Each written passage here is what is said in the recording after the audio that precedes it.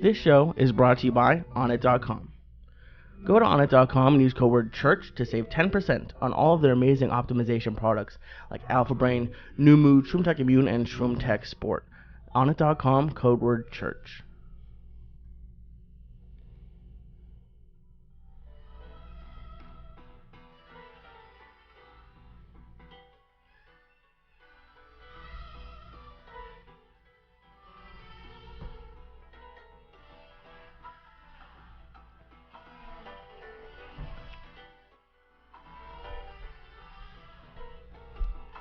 Oh shit. September 26th, Monday. The Church of What's Happening Now. This is what the fuck I'm talking about. A train running up your fucking spine, cocksuckers.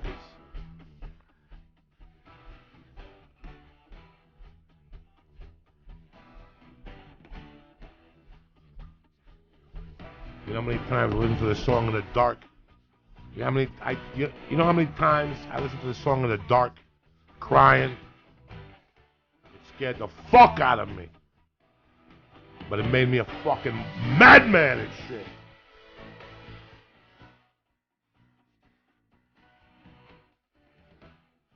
Chicka-choo, chicka-choo.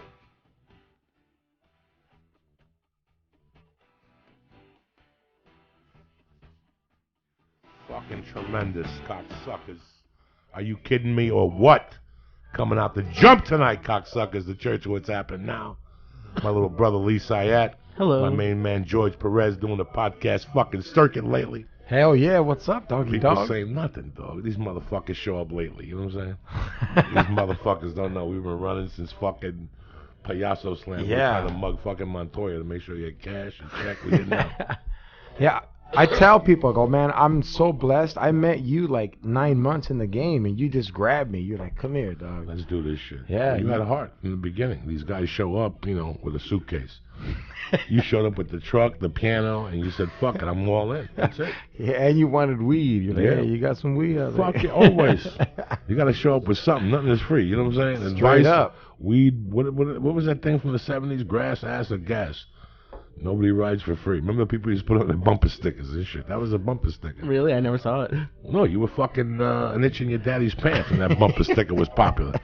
Today I went to the doctor and he had a smiley face. That's from the fucking 70s. A smiley face? Remember the smiley face, that little fucking thing Yeah, with the like, smiley don't face? worry, be happy? Yeah, that thing started in like 74, 73. Some guy was in his fucking office doodling. When you doodle, What do you mean, doodle? when you're sitting here on a pen and I'm talking to Oh, you I and I'm got like you. writing fucking little ants and fucking bugs with hairs and shit on them. You ever see that shit? When you finish a conversation, look at the pad in front of you. You got numbers on there. Like you're going to remember any of this shit. You're taking numbers and addresses, then you rip that fucking thing up, you throw it away. There goes the fucking party. You don't want to call them back. I just have weird shapes. I look that's like it. a crazy person if someone ever went through my mail. Yeah, that's it. You just fucking, My you're trash. talking to your mom and you just fucking scribbling on the thing, you know. Maybe he says something. I'm weird. Like, I do like old graffiti that I used to write. So like I try to do my name like in the old gangster style a lot. And I don't know, it's weird. I always do like Perez. Proud of it, you know. I ain't mad at you. You got Perez on your back. I got Perez on my stomach. I got it on my arm 4 times for all my kids. Fuck it. Perez. If Tony did it, you could do it too. You know what I'm saying? Fuck these motherfuckers. Good to see you though. Hell man. yeah, Good to see you feels still good. making it fucking happen. Trying. You know, I tell people that the experience that you have here sometimes, you sit back some nights and you see people who disappeared. They just disappear, you know. The other day I was in jiu-jitsu and I turned around and I go, you know what, that's a complete different fundamental class. I don't even know these people. Like, turnover's big. But it's even bigger when you come here and you start out with guys for 3 or 4 months and then one day, oh, they got a day job. Why? Why'd you get a day job? You were doing great.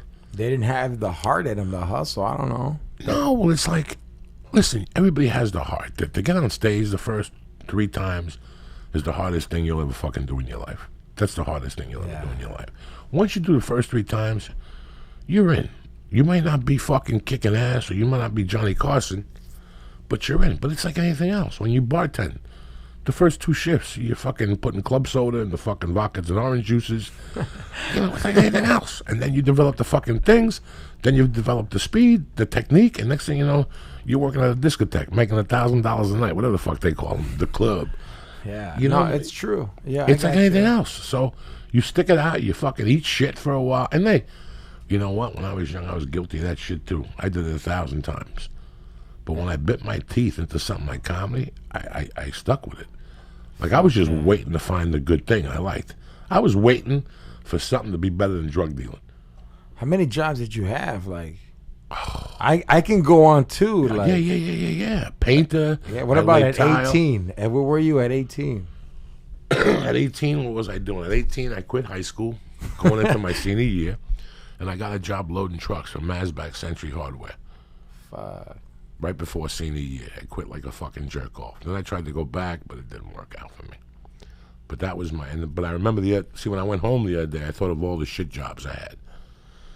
And there was a couple guys I used to go to and go, dog, I need a job. I would torment them. They couldn't get out of the car without me going, dog, what happened to that job? Until they get me a job. And then I go, oh shit, they got me a job. I remember one year I got a job from Carmine Balzano. He goes, they want to hire you at the Carlo Construction.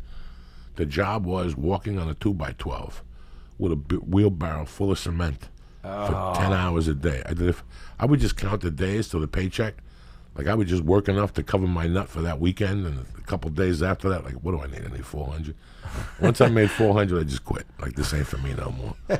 What happened? I fucking quit. And then then my buddy got me a job putting shirts in a box and sending orders, shipping. Okay. Bro, I walked in there at 8, and by 8:30, I said, let me go outside. I gotta breathe. Pew. Yeah. Another time, my friend got me a job at a paint store on Bergen Line Avenue on a Monday morning. I went in there. They had me carrying paint for the first 3 hours, $8 an hour. I was like, are you fucking credit me? And right down the corner, there was a coke dealer who would front me. I had a gold watch that was fake. I said, fuck it. By 11:30, I put the whole deal together in my head. I'd go down there, tell him I'd be back in 2 hours with the fucking money, give me a half ounce of coke, and I'd bring the watch to him. That was the end of that job. That was no more. My friend called me, what happened, dog? They said you just left, dog. I don't want to be breathing those fumes. You know what I'm saying? I got some cocaine to snort. You want me down there breathing fucking fumes. Then I got another job that summer, like 10 blocks down at a hardware store. And that lasted till I figured out how to rob the register. Once they gave me fucking angle to the register, you couldn't trust me around a register in those days at all. Yeah, when I was young, I was weird like that. Sticky fingers like a motherfucker. You would steal from the register? Oh, like it was my own. Nah. The other day I saw Pete Balzano at Gotham. He came, and we were talking about one time he got me a job at Rendell Lumber, and he goes, I got a job for you. It's $5 an hour. It's a great job, but do me a favor, you got to steal. Because if you don't steal, they're going to know I was stealing. Oh. Yeah, you got to keep the same record. And I had to keep the same record. So every sheet of plywood was $80. I would sell them for $25, $30. Yeah, it's black market. People come in and go, let me get 10 sheets of plywood. Well, it's going to cost you $800. What if you gave me 3 papers? And they go, load it up, bitch.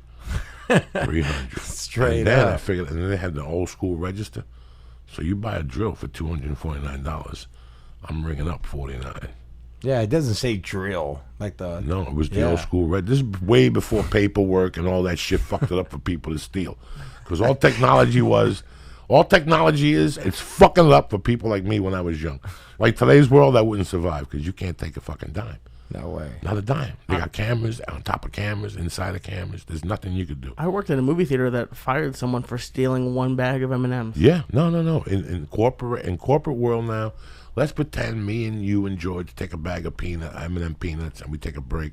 Somebody's getting fired tomorrow. All three of you would be. Somebody's getting fired tomorrow. It's fucking crazy. I would never survive a minute in today's corporate structure.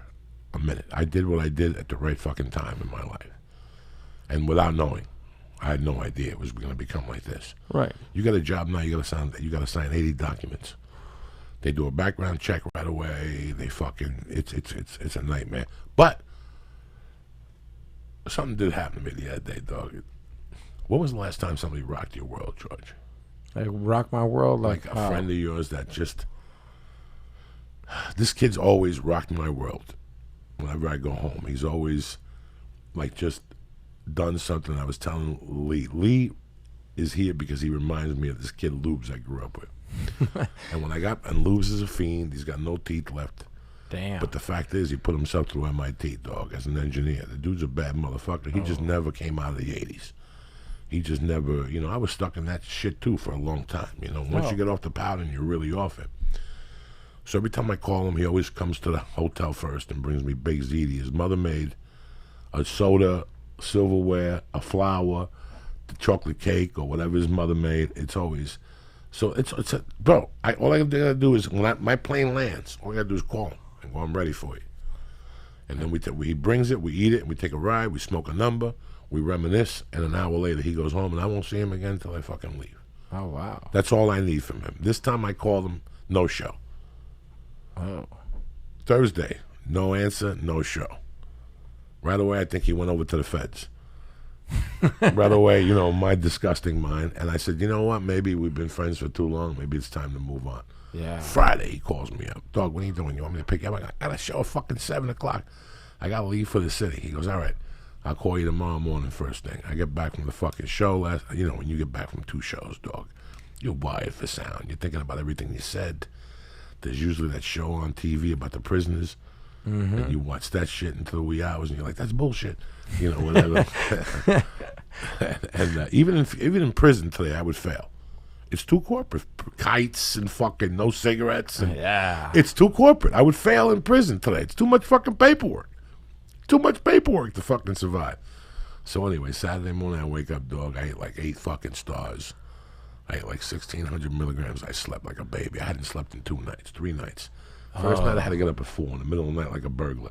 The second night I had to get up at Opie and Anthony. So at 5, remember at 8 in the morning, I'm getting on the radio. It's really 5 in the morning. Yeah, so I got up at like 3 in the morning that day. And then Friday I couldn't sleep. I got up at 7 like fucking I was going to war. Where the fuck am I going? I got nowhere to go. Oh, I had an audition. That's why. Friday I had to be in the city. So I knew Friday night I was going to go down like a tank. This is all in New York? This is all in New York. And Saturday morning I wake up and I got 19 missed calls. But as I look at the phone, it rings. And it's Loops. And he goes, what are you doing? I've been calling you since like 9 o'clock. I go, listen, dog, I'm just getting up.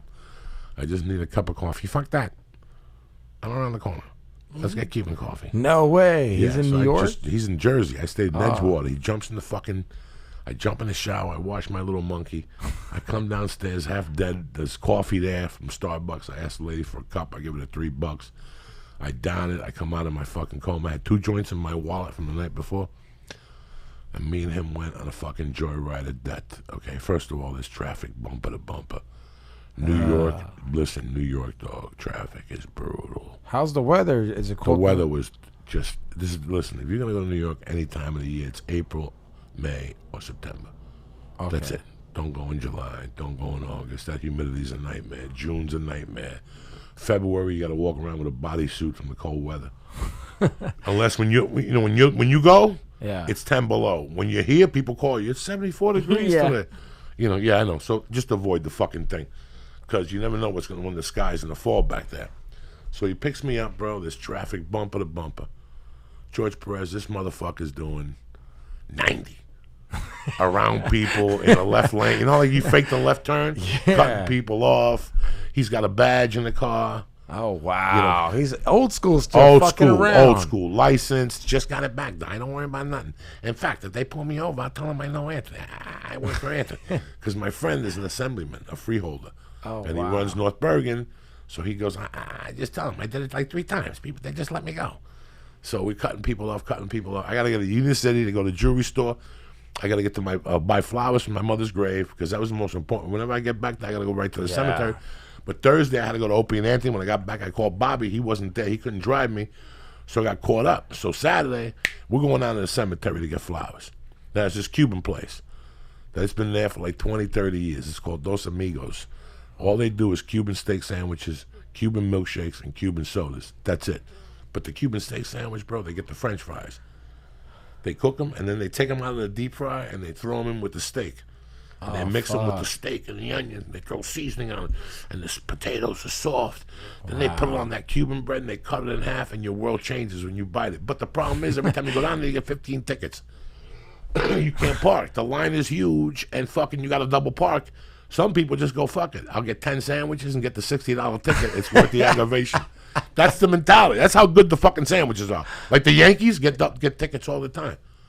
The football players, they don't give a fuck. They don't give a fuck. They double park the SUVs, go in there. Let me get 6 to go and shit. 22 with cheese, 8 without cheese, like a motherfucker. They got that Cuban soda. They got sugar cane juice. That's why I brought up sugar cane juice. I didn't even touch it. What's Cuban soda? Mateba. Mateba? Iron Iron beer. And then they have a Malta Atue. That's my favorite. They got a couple Maltas, but I'm an Atue dude. But Materba is the shit. Now they have a diet Materba and a diet fucking Iron beer. You understand me? Fat fucks like me can't lose.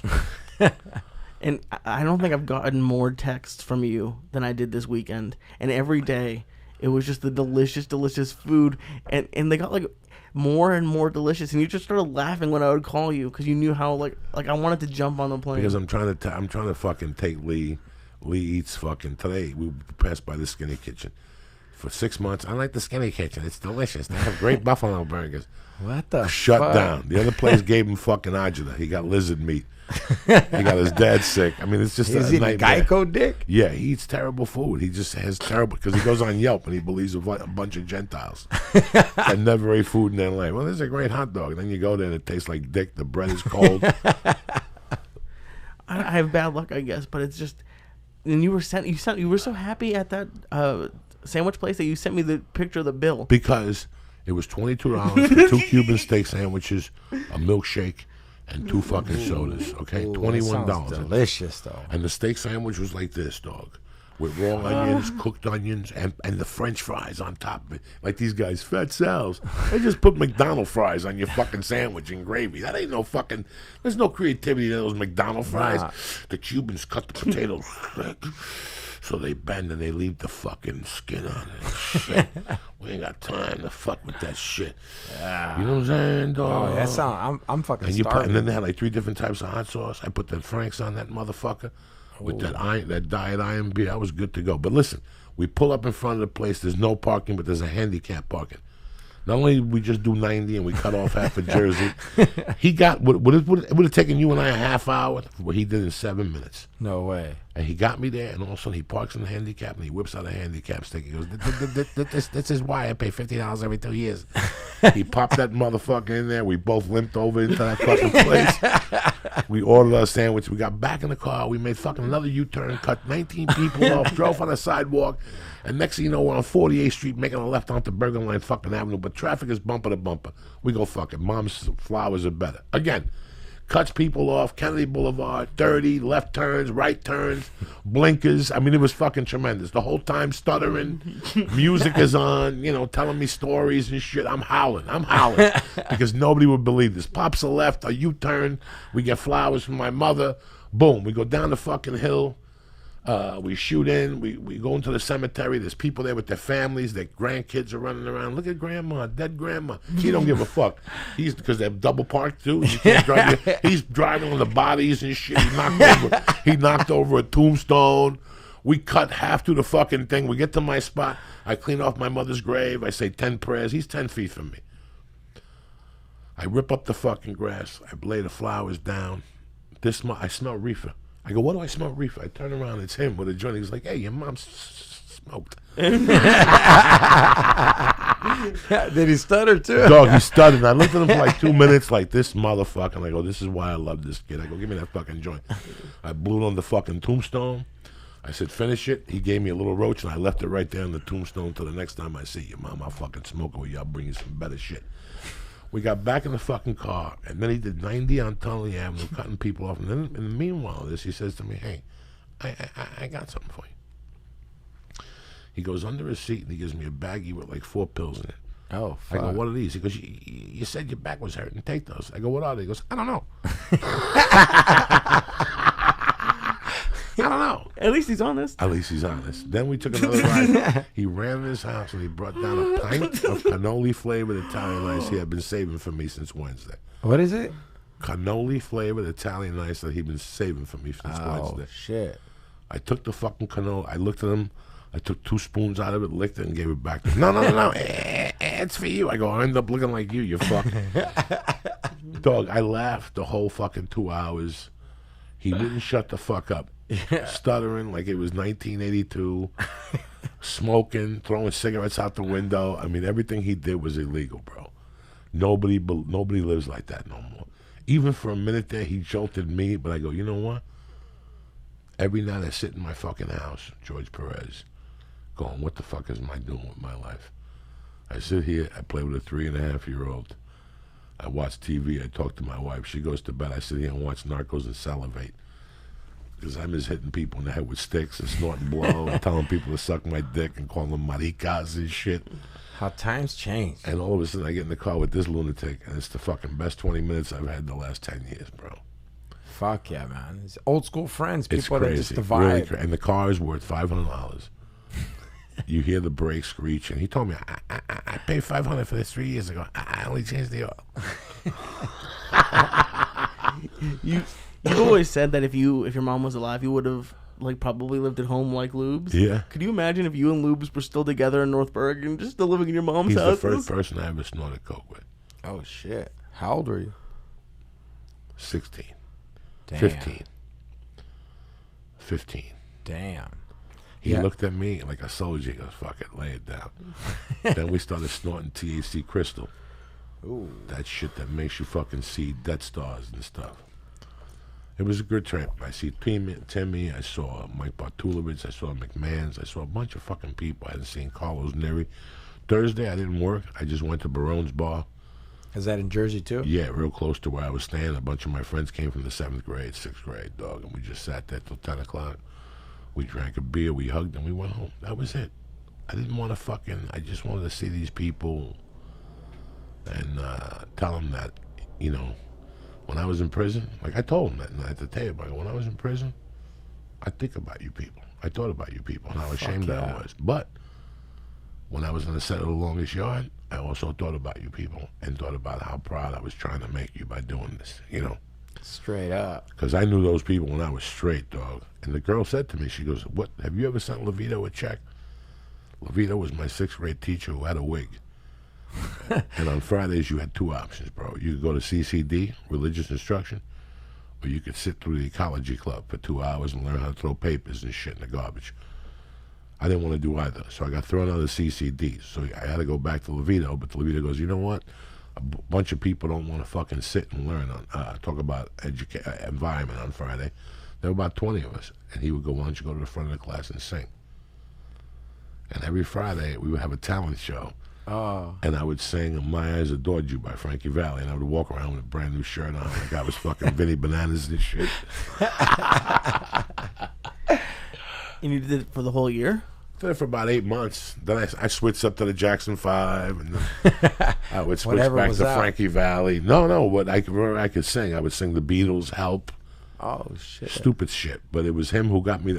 Bro, when you're in the 6th grade, you're going up in front of a bunch of animals. Fuck the Comedy Store ain't shit 20 years later with me. You know what I'm saying? Those people were animals in the 6th grade.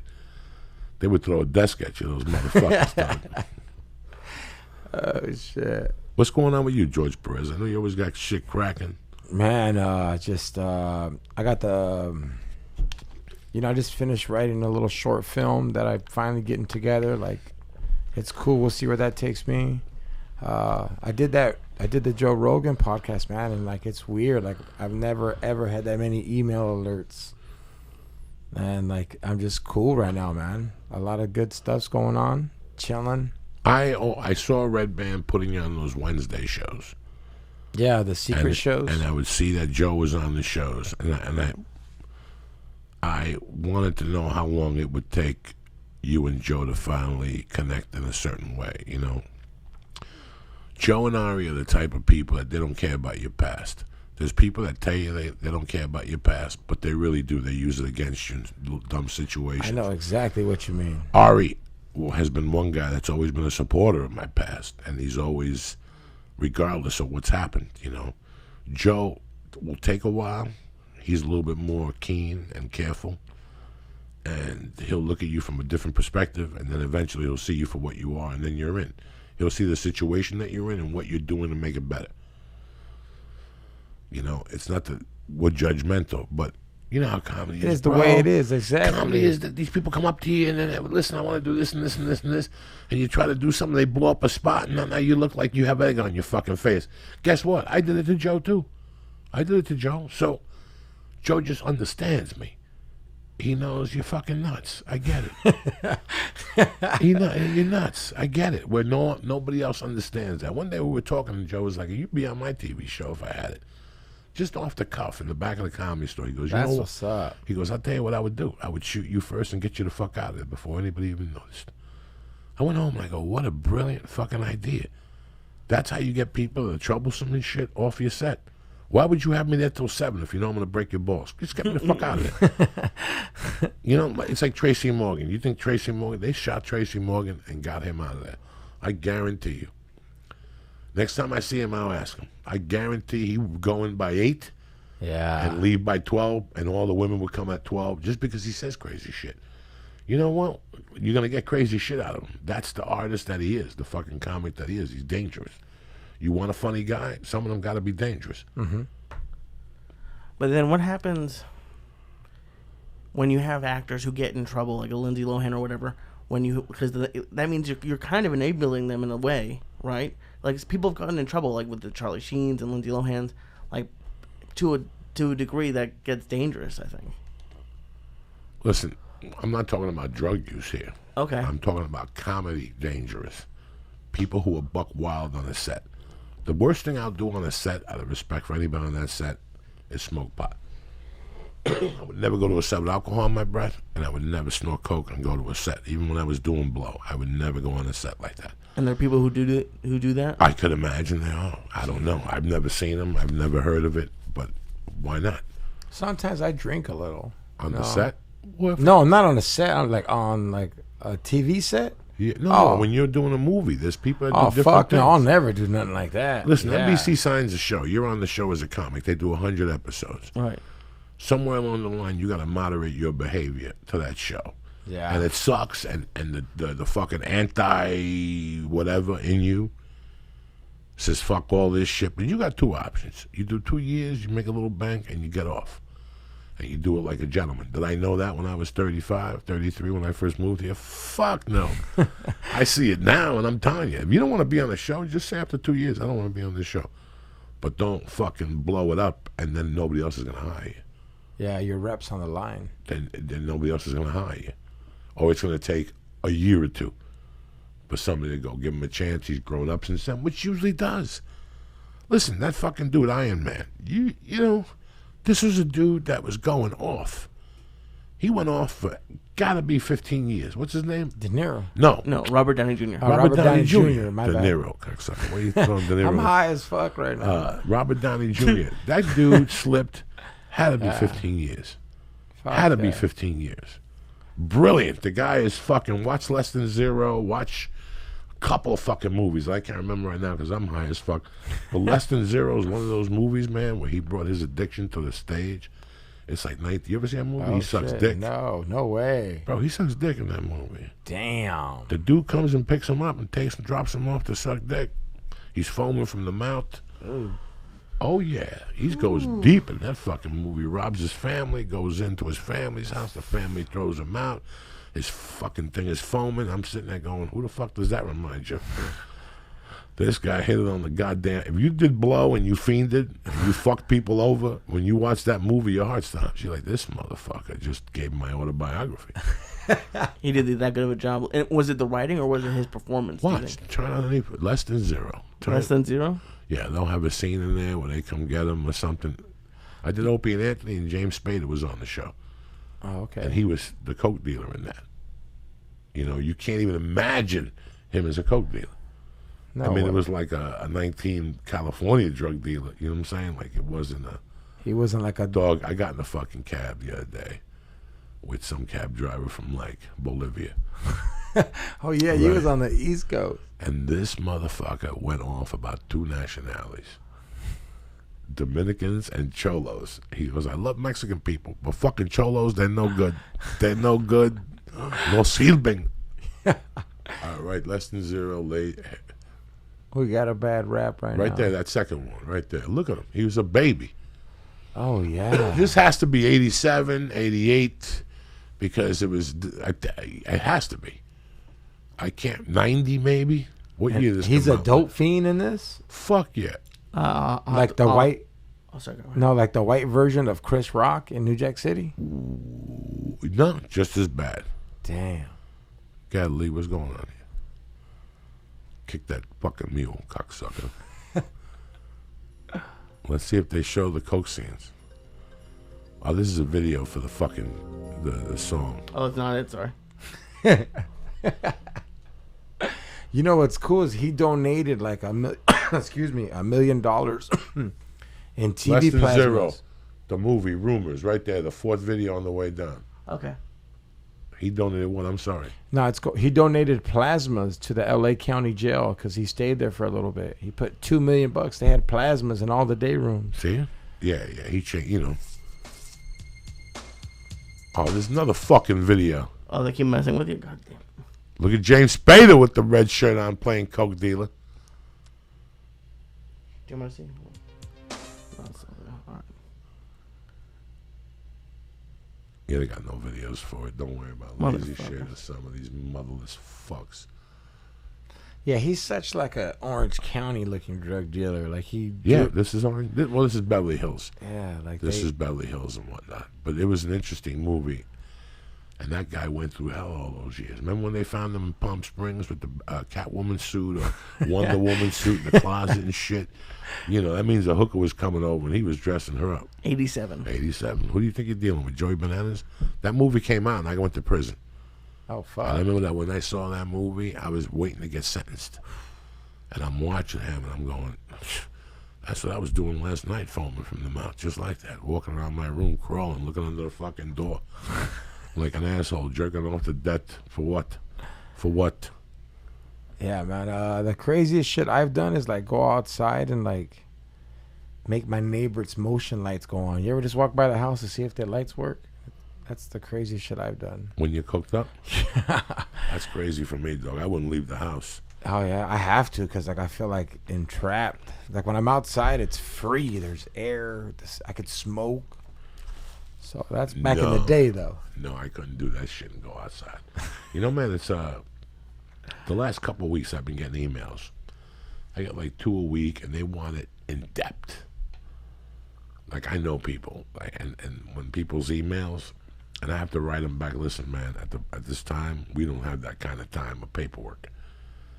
I could scroll for 2 hours, you know.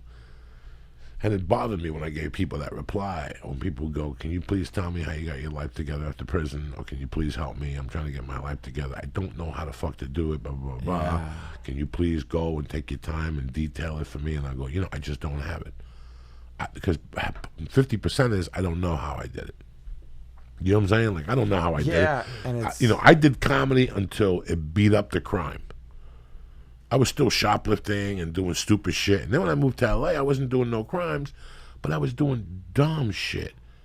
Like taking lighters from Curson, that 7-Eleven in there. And just trying to get by. You know? Your 7-Eleven down the street put the lighters under the counter now. Did they? Which one? The one on Magnolia. I clipped them for a lighter a month out of respect when they break my balls. When the guy's putting the pizza in and I got to wait there for 5 minutes, my lighter's going down. You understand? I don't give a fuck. I don't give a fuck. And it's so weird how you do it because they actually see it in your hand. And when they ring it up, you put it in your pocket and take the cash out. And they don't know if you're a magician. They don't want to accuse you. They know you're a regular. And they just shake their head like, this motherfucker got me for a lighter. You ain't going to fund fucking ISIS with my nickel. You know what I'm saying? I saw at the scary one on Chandler, the guy hit on a girl and she wasn't having it. And he got pissed when she left. Oh, sure. That's ISIS. Bro, that's the craziest one ever. When they hit on the girls? No. On Chandler and Laura Kane. It's called ISIS? No, it's called 7-Eleven. Shit, I was like, but what it's the ISIS. fuck? It's called 7-Eleven. Oh, it's like their little underground fuckers. It's one that they gave it to them and said, you know, clip like the owner and the 2 owners in the back bled out. They haven't carried them to the 170 yet. They're still in the back, tied up, bleeding, and they just go in there. They don't even know what they're doing. What do you want? Cigarettes today? Yeah, give me cigarettes. Where's Ahmad? Ahmad went back to India. He'll call you when he returns. It's been 14 months. He had problems. The visa, him, his wife. They were nice people. Yes, they were.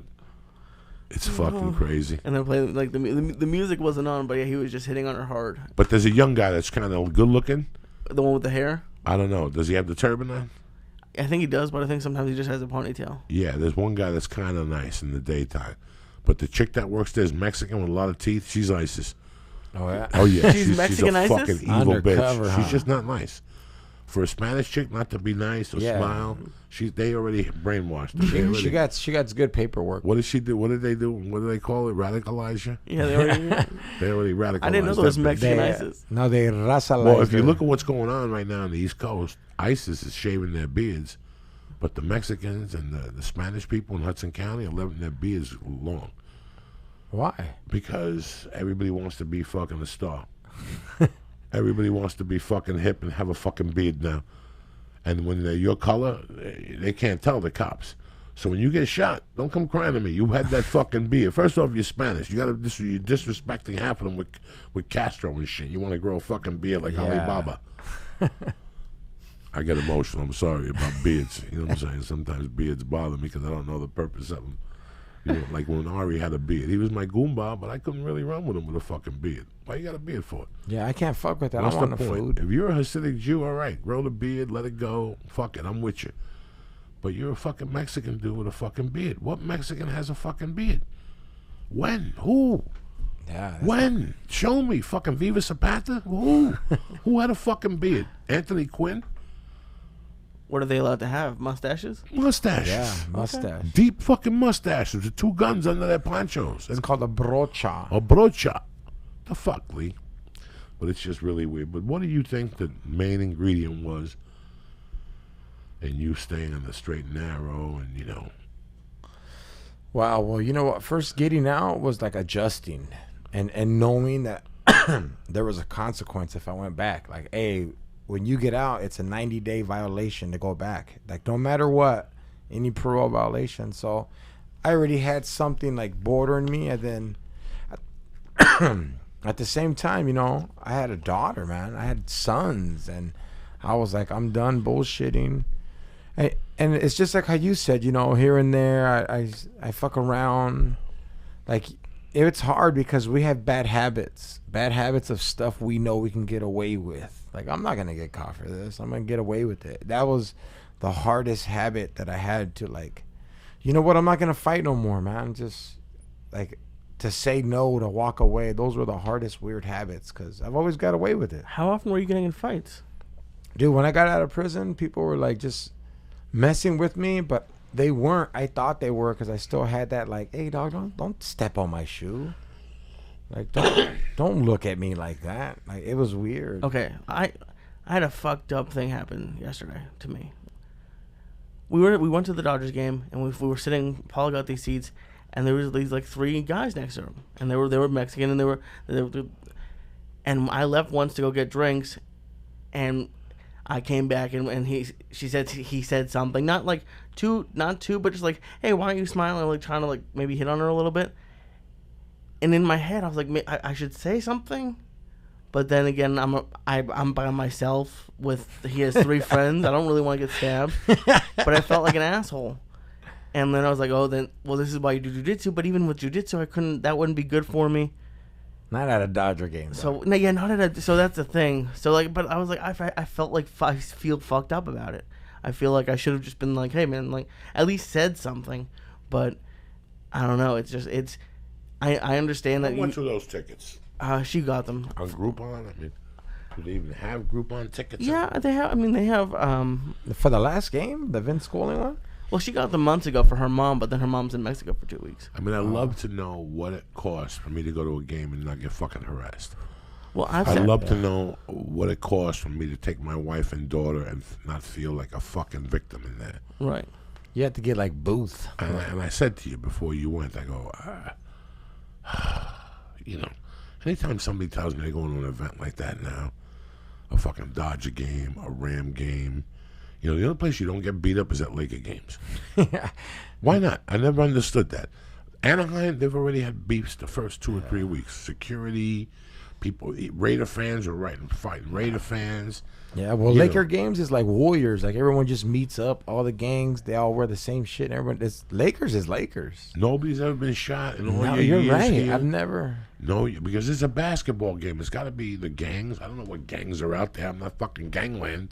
The only one I remember is got to be at least 10 years ago, the Indiana one, where they went into the state and where they like. Oh yeah, that was when Ron Artest went in the stands and started beating people up. That's the only thing I can remember. No, I'm talking about two motherfuckers shooting each other in an NBA game. Well, I think when I was a kid, what's his name took a gun out of an NBA game, but that was completely different. Marvin Bad News Barnes at a Knicks game when he got ejected and shit. But that motherfucker, he got stopped in 10 airports in his career for carrying 10 guns and shit. He didn't give a fuck. I'm Marvin Bad News Barnes and shit. Jesus Christ. That's fucking crazy. Yeah, I mean, even in high school football games and all that, but yeah, never an NBA game. That's weird. I mean, I would. My agent said to me, "I have boxing or whatever, season tickets." So does Bert Kreischer. I sit there and I go, "Why would if there's 9 home games, you're gonna get clocked in the head one time. The odds are against you. 9 times you got to go down there, park, and walk in there. One of those 9 times, you're either gonna get hit with a pretzel or a punch to the fucking head. What if I mean, now they're beating you up even if you're the home team. They're coming to your stadium and beating you up. That's who gets beat up now, the home team. The home team gets beat up. They're coming out with their little jerseys on. There you go. You want to win? Not no more. You're going to win in the fucking hospital. Oh, shit. It's fucking crazy. So, you know what? That zaps me the fuck out of there. But do you think Green Bay's like that? I don't think Green Bay's like that. Well, not yet. LA's like it's too cold to act like stupid in Green Bay. You get smacked in the face in the wintertime. That stays with you for a fucking lifetime. You ever get smacked in the wind outside? No. I did.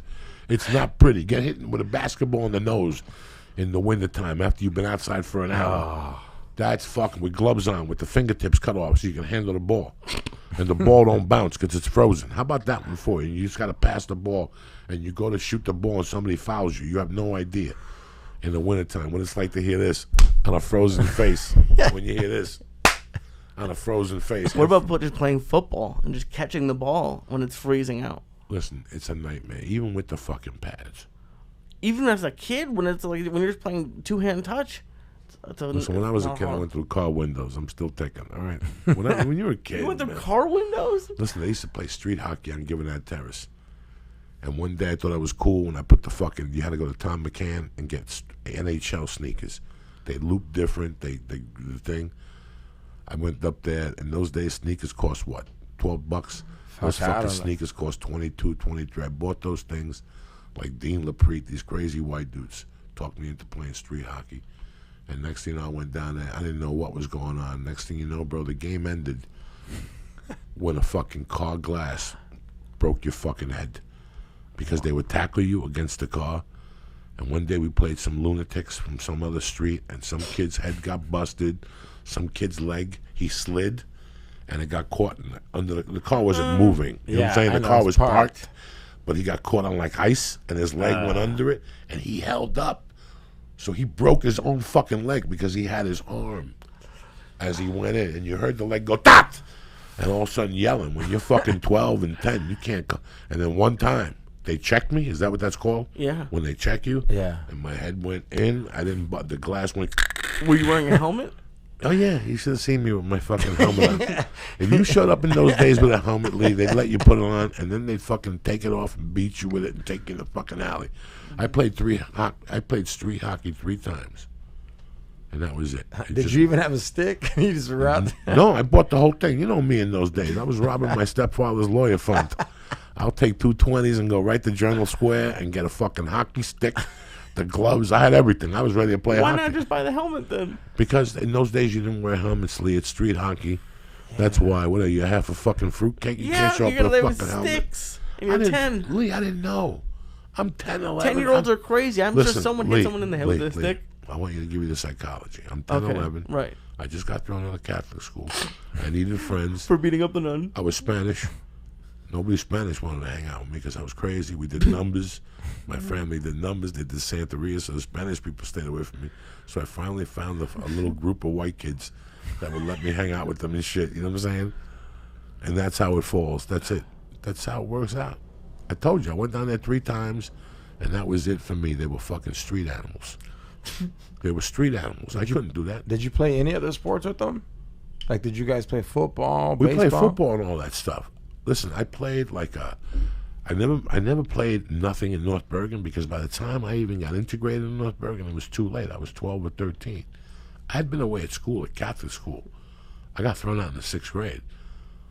So I got thrown out in the 5th. I didn't hit North Bergen until the 6th grade.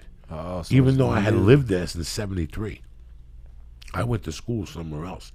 And everything I did was in the city, like we used to play football with shoulder pads, but no pants. It was semi. You know what I'm saying? You fucking kids. Who the fuck Hell knows? yeah.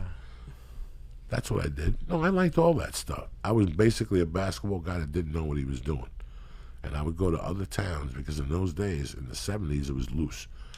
If I had a cousin that lived in Glendale, I used his address and played Glendale Rec. If Lee Syatt lived in fucking North Hollywood, I used Lee Syatt's. So I would have T-shirts from all those towns. I would go to all those leagues. My mother had a bar in Union City. My dad had a business in West New York. You follow me? We had a house in North Bergen. He was local. My everywhere. friend had a fucking garage in Guttenberg. We knew everybody. So when we played, I played in all those leagues until they found out and threw me out. Playing the field. That was it. That's the only way you get better. At basketball, I would go to all those little fucking things. St. Anthony's, CYO. I would go all the way down there and take the bus or take my bicycle. You'd play on multiple teams in a year?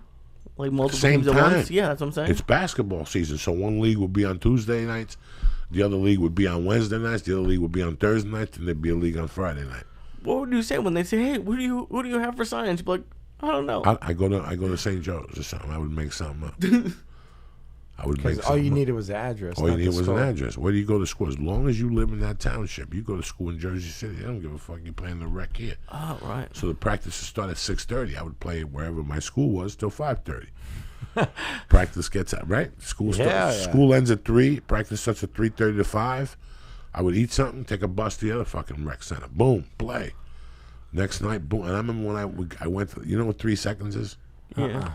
A 3-second violation is when you stand Oh, in the yeah, lane. standing in the key. One of my most retardo moments in my life was I had the shirt, I had the basket, I had the limousines for the feet and shit that matched my shirt and shit. Never mind you had limousines for the feet. But if you had limousines for the feet that match your shirt, forget about it. Forget about it. And then you had the shorts, I had the knee pads like Julius Erving. I knew how to play basketball, but I really didn't know the rules. I had played street basketball. And in street basketball, if you don't have the ball, you could sit under the net. Yeah. So I'll never forget them picking me like, this guy's badass. Like some dudes were like, we saw him, dog, he jams. Because, again, it's not how many people you shoot, it's who you shoot. I would get ready. I would do all that shit just to get ready for Saturday down at Gilmore School. Because there was a kid at Gilmore School, his name was Dracula. And he was 6'2" and he slam dunked. And all the if you really were good at basketball, you went down there Saturdays. Never mind, if you got picked, you didn't see the ball.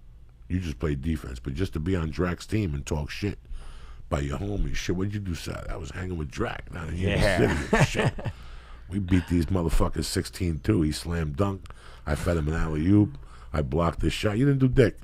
I didn't do dick. I just ran back and forth. Hey, I'm open. Nobody even gave me the fucking ball. Who you kidding? Did you ever get picked? I got picked because I had hustle and I would dive, but nobody gave me the fucking ball. Hey, man, good game.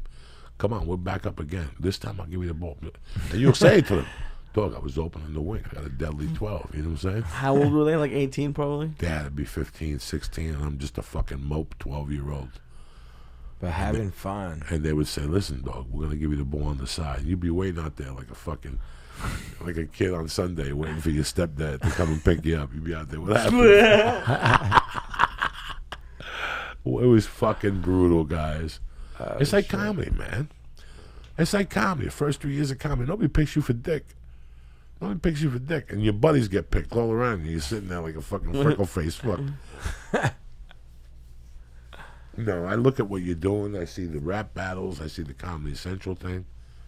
Yeah, man, I'm just fucking grinding hard. You know, it's cool. I stopped doing all those little fundraisers and car wash shows and all that. Not that they're bad, but I just said, I'm going to go to the store and get better, be around better, and be around the best. And it's nothing so far, but it's something, you know. I'm happy from what I'm getting, and I'm grateful, and I'm just going to keep pushing, you know. You know, the toughest thing in anything is just to get it. And then you prove yourself. And then people take to you little by little. And that's in any field that you do. You know, people want all this quick recognition and shit. You go there, you get there on time, you do your job. And next you know, people start looking at you going, you know what? Call Lee. Lee will fucking do it. Yeah. And next thing you know, Lee's got a call, he's got an extra fucking gig, and somebody else sees Lee. And that's basically what this is. When I got here, I used to look at people and go, where were you Monday night? Oh, my girlfriend didn't feel good. And I go, we're doing comedy, bro. It's got nothing to do with your girlfriend. You're up there by yourself on the mic.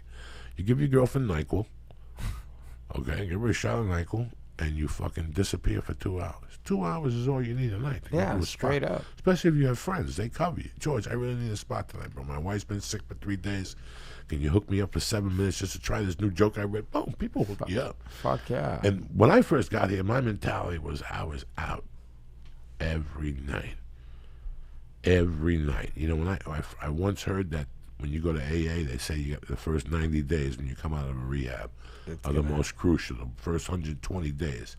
You have to go to AA meetings 120 days in a row, at least 2 meetings a day. I looked at that as comedy. I really did, until it overcame everything. I was fucking hungry, too. I lived in a car, too, dog. I took showers at the store with Coke. Big deal. You gotta fucking do something with your life. You have to give something to it. They're not just going to open up the fucking factory for you unless you're with 3 Arts or APA or CAA. And at that time, those people wouldn't even fucking walk in the room where I was. So, but I'm still fucking mesmerized by you. How long have you been out for now? 6 years. 6 years, 6 November years. 21st. See what I'm saying? I keep tabs on you, cocksucker. So when we met, you were just getting out, like a year? Yeah, I was barely out. Yeah. That's crazy. It's really fun. Like I was noticing with you and Agostino, and because I've been around, I've gotten to see like a lot of like great shows with Joey over the years, and it's actually been really cool to see the same people who have been on the shows like get better. Like it's like because if I haven't seen you for a while, and then I get to see you, I love. People will come up to me like, I heard you laughing back there. I love going to the shows and giggling and laughing. So it's really cool because you're always at least one show a year usually with Joey. So it's cool to get to see you and like thank the you, difference man. between like 5 and 6 years. Oh fuck yeah, you know it's like how Joey said, you just go 5 times a week and you give it out. And one thing he told me all the time, he's like, right, get the fuck up, right. Doesn't matter when you do it, and keep working on it, and it gets better. I'm fucking high as fuck right now, guys. Yeah. You know, it's I sat with Willie a couple times to help me with the special. You know, you're doing comedy 25 years, you think you know all the fucking angles. And then I sat with that fucking genius cardiologist of a fucking writer, because that's what he is. He's a cardiologist of fucking writing. Just little things. And I've been catching myself on stage doing them, bro. Oh. He goes, you close, say that line, and then go into it. So make that line, go into it. So sometimes fucking Lee looks like a terrorist. You know, fucking terrorist. You know what I'm saying? Like, yeah. It's just a role. Little things that you learn from people and you pick up, you know. But I tell you, to answer your question, the one I asked you, has been killing me. You know, I really think that sticking to your guns is the most important thing to turn your life around. And when I say sticking to your guns, you're going to understand this, George. When you stick to your guns, people who loved you, some of them you're going to shake away because they don't understand where you're coming from. You know what I'm saying? Yeah, I kind of it's feel like that already. You're coming to your house. I'm your old buddy. And I know you love me, and I got love for you. And I want you to be a comic. But guess what, bro? You were gone for fucking 2 years, and I had to smoke with fucking Lee. That motherfucker never brings rolling papers. He comes over, he eats my mother's leftovers and shit. I want to talk to you and shit, you know? So now I want to come over Tuesday night, and all of a sudden you're like, hold on 1 second before you light that joint. I got to go. And people, what about that party on Saturday? Can you make my party? I got 3 shows in Brea that night, you know, and all of a sudden it's like, I'm getting married. Can you do this? Can you do this? And all of a sudden your availability list starts falling off, so people start looking you differently. I had a batch of friends, and it haunts me every day. I love them dearly. We partaked with each other. We gave to one another. It was a commune. 1440 Gardner will always go down in my heart. I drive by there whenever I go to Hollywood and I beep. Even though everything has changed in the building, that building means more to me than anything. Because that's the old one you used to live at, right? All of us. By Ralphie. the YMCA? No. Oh, okay. I didn't know that was one. Schrader.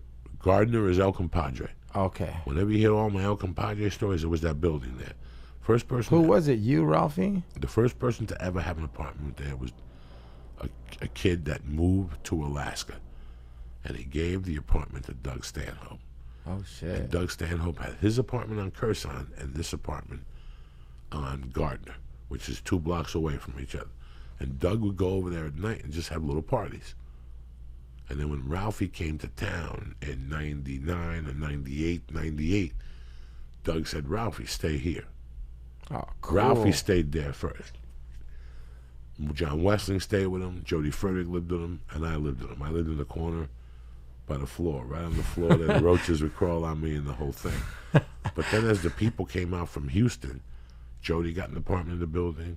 Her sister Gentry got an apartment in the building. Oh. And another friend from Houston, Celine, lived in the building.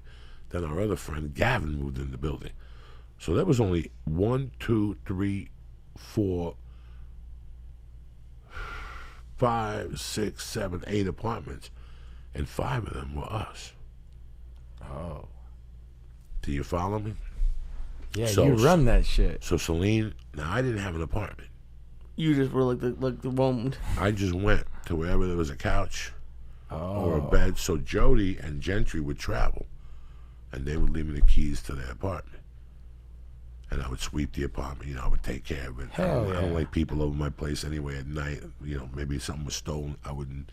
And then when Jody would come back, Celine would be shooting Jamie Kennedy's show, and they'd be out of town, and I would stay there on the couch for 3 days. Damn. Then Ralphie would fucking be out of town for 2 weeks. It just worked out. It was just such a. And you went in some refrigerators, and some days they had food, and some days you went to the store and bought food, and people cooked it for you. It was something that, it was 2 years of my life that's where I lit the bum on fire. That's where I did so much evil. You know, that El Compadre was right there. I was in the heyday of my cocaine addiction. Oh, wow. If it wasn't for meeting my wife, I would have died in that fucking building on the roof, because I would go to the roof late at night and snort and bring people up there and freaks and shit. That bikini looks nice on you. You know what I'm saying? So that's where you were before you met your wife? Yeah. Jeez. That's a. In 99, Gavin Boyd moved into the building. I was in 98. Gavin Boyd, I was going on the road for 6 weeks. And on the second week of the road, I got a call from Gavin going, hey, when you come back, you have a place to sleep. Full time. You can sleep on my couch. I got a 1 bedroom, and I'm going to need you here to look after shit just little by little. So when I got back there, I stayed in Gavin's. But Gavin had the dog, and they were pissing on me when I was sleeping. And he would open the door in the daytime and talk loud when you're fucking sleeping. You know, I'm walking at 6, and he's on the phone at 8 talking to people, opening up the door, asking me if I'm hungry. No, I'm not fucking hungry. I'm still coming down off that blow I did at fucking 6 the goddamn morning. The dogs are pissing. So when I met Terry, I was on the road pretty much. Like, I met Terry in July, and a week later, I went on the road to New York, Syracuse, Buffalo, and I came back, and I would see Terry for 2 or 3 nights, and I'd go on the road. But I still live with Gavin. And then one time, I asked Terry, can I come over and do laundry? I never left.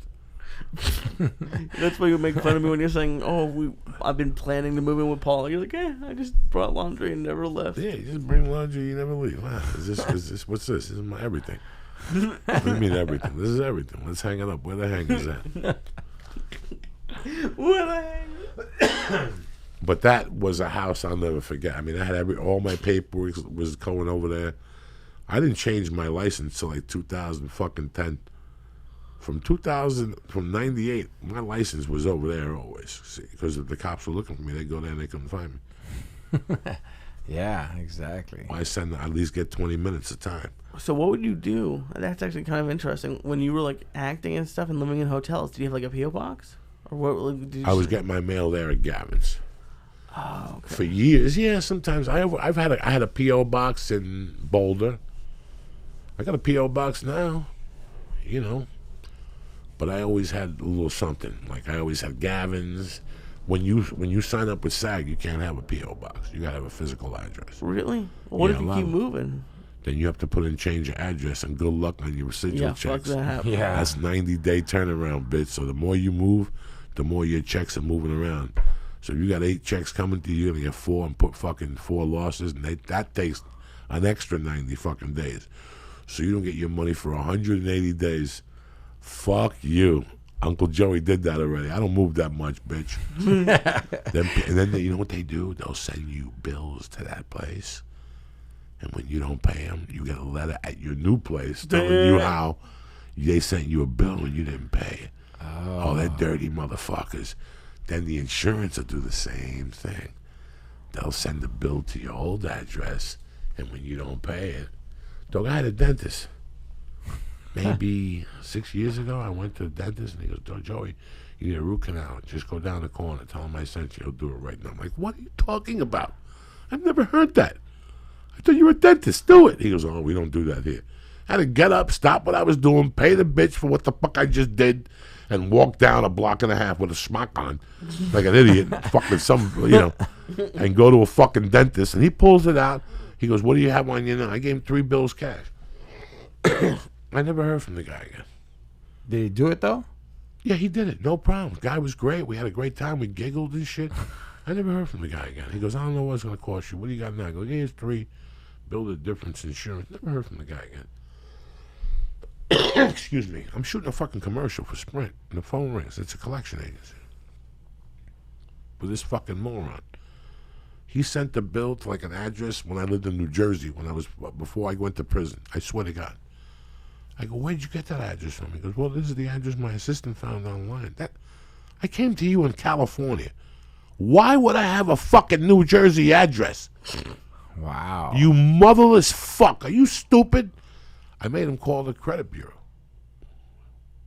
I keep having creditors sent to me for the clinic that I go to, because you can't go to a doctor. Like if you get sick here, you can't go to the doctor. They say, "Okay, we can give you an appointment in 2 weeks." So every time I go, I say how much it's gonna be, and they always say nothing. I don't get a bill, and then I get a collection agency notice, and I have to go online and fucking pay it. It's crazy. No, it's a shit system, man. Yeah, I haven't bought shit since I've been out, like with a credit card or nothing. But my credit's completely gonna be good in a year, because after 7 years. You got an ATM card?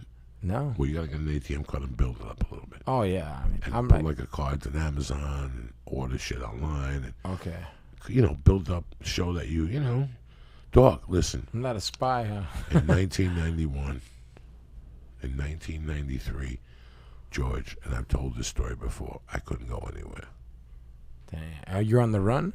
No, I didn't pay a credit card. Oh. Not one of them.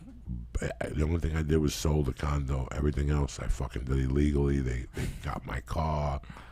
They got everything. American Express, Visa, MasterCard, Diners Club, Discover. The account was closed, and I went and wrote one of those checks they send you when you get the card. Bam! Cashed at midnight for 1,000 Gbo. 9:01 Monday, the bank's calling me. That account was closed. We could throw you in jail. No, you can't. You cashed the bitch. Yeah. That's my money. That's like the business law #1. They put a check in your mailbox. That bitch belongs to you until you figure it out. Jesus Christ. It's fucking crazy. You can't do that shit no more, though. Dog, I fucked everybody. I couldn't go to a comedy club. Like if I would fucking have a web page for years. Oh, yeah? I couldn't. I wouldn't advertise for years. It got to the point where they would know, like they knew I was at the broker, and they would call the broker every Tuesday. This is not even 6 months after I got separated, bro. I'd be at the bar and the phone would be ringing. Joey, for you. Hello, hey, this is Bill. Joey, what's going on? How's comedy going? Listen, you'll discover $800. We'll take $62.50. Then they call the next Tuesday. We didn't get you a check. It was I would go to Comedy Works. They fucking started calling the Comedy Works. That's fucking crazy. On New Talent Night, dog. So they would call in the daytime. Is Joey Diaz going to be here tonight? Yep.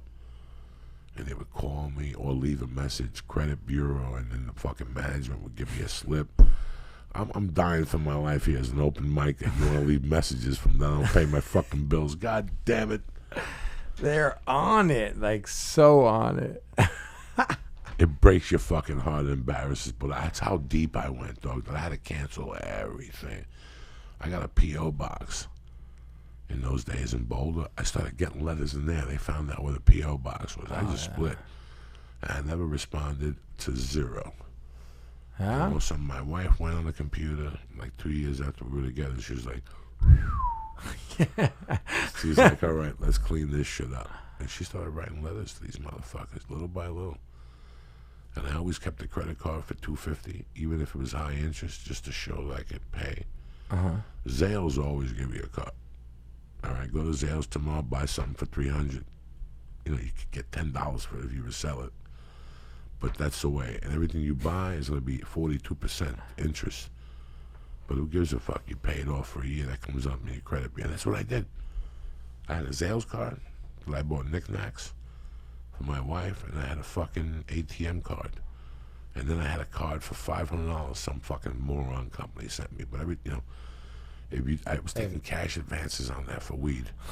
When the weed store first opened, it would cost me fucking $62 to pull out a 20. I almost went nuts. Damn. But that's how bad I was. But you know what, dog? I could walk into any motherfucking joint today and go, yo, zero down. Exactly. $210 a month. That's how banging the credit is, bro. That was 21 years ago. Don't even bring it up, bitch. I've been trying to get mine better. Like, mine was good for a while, but it's been like a little bit low for a little bit. Like, it dipped a little bit. It's fucked up. Because every time you go get a new car, it's like they check your credit. So well, every time you pull up your credit, it affects you. Yes. Changes you. So yeah. Let's say you're a mutt and you think you're cute and you go to all these dealers to get $1 off. Every time they pull your bureau, and then I know where you've been. So as soon as I rip it out, I look down and go, this mutt's been at North Hollywood. He's been at Glendale Toyota, Hollywood Toyota, Reseda Toyota. This guy's a bum. Yeah. And I'll tell him to his face, dog, what's the problem here? You got good credit. You looking for $1 off? It's over. This is what you're paying for the car. You went to 5 places. They told you no. You think we're going to bend, you fucking dummy? Take the $249. Well, my car is worth $3,800. Listen, your car's worth $1,618 if I light it on fire. You know what I'm saying? That's what I'm going to give you. I'm going to sell you my car for bare bones, because people don't understand. Like, they're like, well, if you say to me, well, I want the money off, I can't give you both. Then I give you the money off, but then you still got to take $18 for my car. No. Yeah. Yeah. I give you $3,000 off, right? Now you got to give me, what do you want for your car? 38. Well, you got to give me 18. Because you know what I'm saying? But people never understood that. They're like, no, I wanted that price and I want 38 for my car. Well, you went to 10 fucking places. They got you nothing. How long did you sell cars for? I remember you were telling me you used to be a car salesman. Like a year here, then I would get into comedy, and then I would feel bad about comedy. I'd do it for 3 months and then say, what the fuck am I doing? How can I have a job if I'm going to be a comic? Altogether, I sold cars altogether maybe 3 years. And was it like hourly and commission? Mm-mm. If you get hourly and commission, if you get hourly, after about 3 months, they tell you to get the fuck out of there. You're a failure. Because you only get hourly when you don't sell enough cars, right? Yeah, when you don't sell enough cars. I didn't even know So that. what's minimum wage today in California? It's like $9. All right, $10. so you get 40 times 9. So you get 360 times 4. Even if you work the 80 fucking hours, they don't give a fuck. You get paid for 40. That's part of the training program. Oh, wow. They give you a flat $500 a week or something, but a moron could walk up there and make more than that the first week. If you really put your mind to it, just like anything else, bro. Just like anything else. You know, D'Agostino sold those fucking pens online for a long time. He was really good at it. He wasn't making bad money. He was walking out of with $15, $16 an hour for 5 hours of work. You're home by 1 o'clock. But he knew that there was $30 an hour in that motherfucker. If the Agostino would have stayed another year, there's $30 an hour selling pens online. That's crazy. That's fucking crazy. You can make $1.50 a day. That's $7.50 a week selling fucking pens online with the Agostino was working 20 hours a week. And you could go home, take a nap, and go out and do comedy. Yeah. That's not a bad gig. It would take you a year, 18 months to do that. I've always like when you talk about selling cars, I don't know anything about cars. You don't need to know anything about anything. Yeah, you know. That's what people's problem is. That's where people get caught. That's why they always say a salesman gets ruined when he gets smart. Any salesman. Why We're talking is- about any salesman in generality. Any salesman. I don't care if you're selling insurance. I don't care if you're selling fucking computers. I don't care if you're selling... Anytime you have a job on commission, you go through a big slump. And that's why people drop out. Because that slump is, the first month is pure luck. It's mom's mom. You know that kid that comes to your house and goes, dog, my mom picked 12 out of 12 in the football pool. She won $500. Let me see that fucking witch do it again. You know what I'm saying? But it's always the first 1 or 2 times. My first month in the car business, I sold 14 cars. Oh, shit. Then the next month, I sold like 16. Then the next month, I sold like 18. Then the next month, I sold 4. I got smart. I went away from what they taught me. Then the 5th month, I sold like 6, and I got frustrated. Then the 6th month, I sold like 5, and I quit, and I went to another dealership. But I still brought the bad habits. And that dude took me back to basics. And he explained to me that not knowing about the car is beneficial, not knowing about the product. You know why? Because now you got a reason to bring me in. And I'm the killer inside. You're the nice guy, and I'm the big bad wolf. And I tell Lee all the time, that's with everything. Whether you're selling computers on the phone, you call me, and I go, well, let me see what my boss wants to do. Yep. Your boss don't exist. You're the boss. You're just trying to keep your fucking commission. Or make the sale for a bonus. But people are very confused when it comes to that shit. Because you got to size out the guy and see what his buttons are. So George comes in for a fucking computer. And he wants to know how fast it is. He plays videos. And he likes to play music on there. Now, your computer jargon comes into that. But it's mixed with salesmanship. Okay. All right. I don't know much about the computer. I don't know much about a cell phone. But let's pretend, just for the sake of arguing, I got a list, and your name came on at least Syatt for insurance. You have no insurance. Okay, no, I have no insurance, but I want a car. George Perez is one of the top insurance guys in the area in North Hollywood. But not only is George Perez kind of smart, George Perez knows that bird dogging is everything. So George Perez puts an ad at the coffee shop. $10 an hour, come to my office and call these leads from 5 to 7 at night. All right? So I come in. So if I fucking sell George, if I sell insurance, Right. I'm not going to get you to look at me. If I sell George, I'm not going to fucking get you to listen to me. I got to sell the appointment. That's the most important thing. Because my job is to get George at the door. You know why? Because I get $10 an hour. But I get $10 every time George gets an appointment. Plus $50 if he sells it that night. And if I send George on 10 of those, George's going to sell 6 of those motherfuckers. I used to make more money doing that job, Lee, than I ever did anything else on the phone. So you And did. I had to move. That was the worst thing about when I got that job. It was too late in my life. I was leaving New Jersey. This job was like if I was here and I had to walk to the fire station. It was like stealing George. The guy's like, listen, you want to come in at 5? If you're coming from 5 tonight, you give me $10 an hour. The guy had an American flag on his thing, flags everywhere. He wasn't gonna fucking Jew me down for a nickel, this guy. Dog, every week he would give me fucking cash and my head would blow up. Damn. Because it was 20 hours a week. And I was probably making $750, $800. And I did, and that was from the beginning. Like in the beginning, the first week I made like $550, $650. Then I lingered about 750, 740, 780, 775. It was always a straight figure. He'd give me a printout and shit. And I go, wow. Because after a week, I figured out it wasn't him or whatever. It was the appointment first, him, back to the appointment, him, back to the appointment, him, back to the appointment, him, back to the appointment, him, our agency, back to the appointment. You know what I'm saying? So it was always back to the appointment. What time can he be there tomorrow? Well, I don't know what tomorrow. Okay, Thursday night his agenda's open. He's in your neighborhood, 6 o'clock. Well, I'm not sure. I don't like strangers. Well, he can meet you at the coffee shop. You know, and I would just go. And he would get 3 appointments a night out of me. That's $15, you know, plus the fucking 25, plus the 50 for the bonus. It was sensational, guys. Yeah, it was money. And so you never actually sold one thing, but you just made Not appointments. one thing. I just sold motherfucking appointments. Yeah. An appointment. That's the most important thing about anything you may sell. You're going to sell one thing, and you're going to stick with one thing. And you know one thing with sales or anything else in life. The more people I have contact with, the more I'm going to sell. I go out to bars Monday, Tuesday, and Wednesday. I'm a 25-year-old good-looking guy. I do steroids. I got a nice little job at Sprint. I live in my mother's basement, but it's duded up. I can fuck chicks over there. I got a car. I'm making $220 a month. It's got the Chinese rims. Firecrackers come out. You know what I'm saying? I go out every night. I know one thing that I didn't know at fucking 20. And I didn't know this at 30.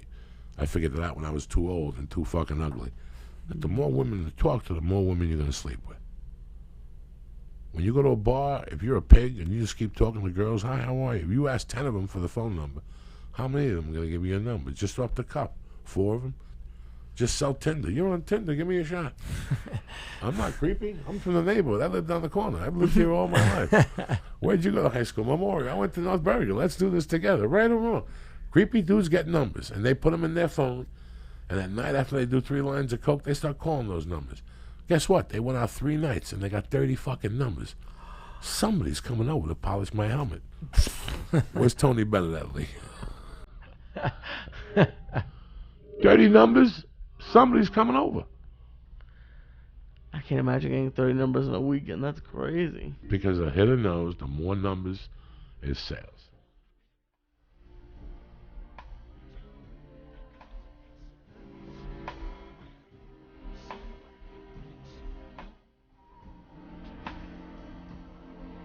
We got more stars. We do? 50 milligrams, those little cancer ones. They're 150. They got. Sure, why not? I'm good. I'm high. Sure.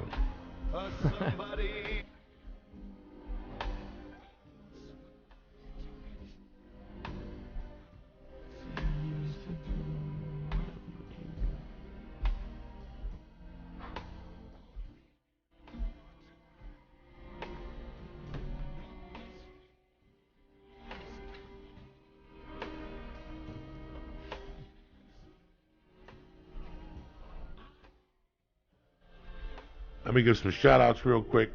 My main man, David Neverez, Paul Nolan, Steamboat Willie, Crystal Johnson, my little savage over in Utah, sending Black Sabbath shirts. Amy, another one or two. Avin Otto, Kevin Hordorf, and Punch Drunk Podcast.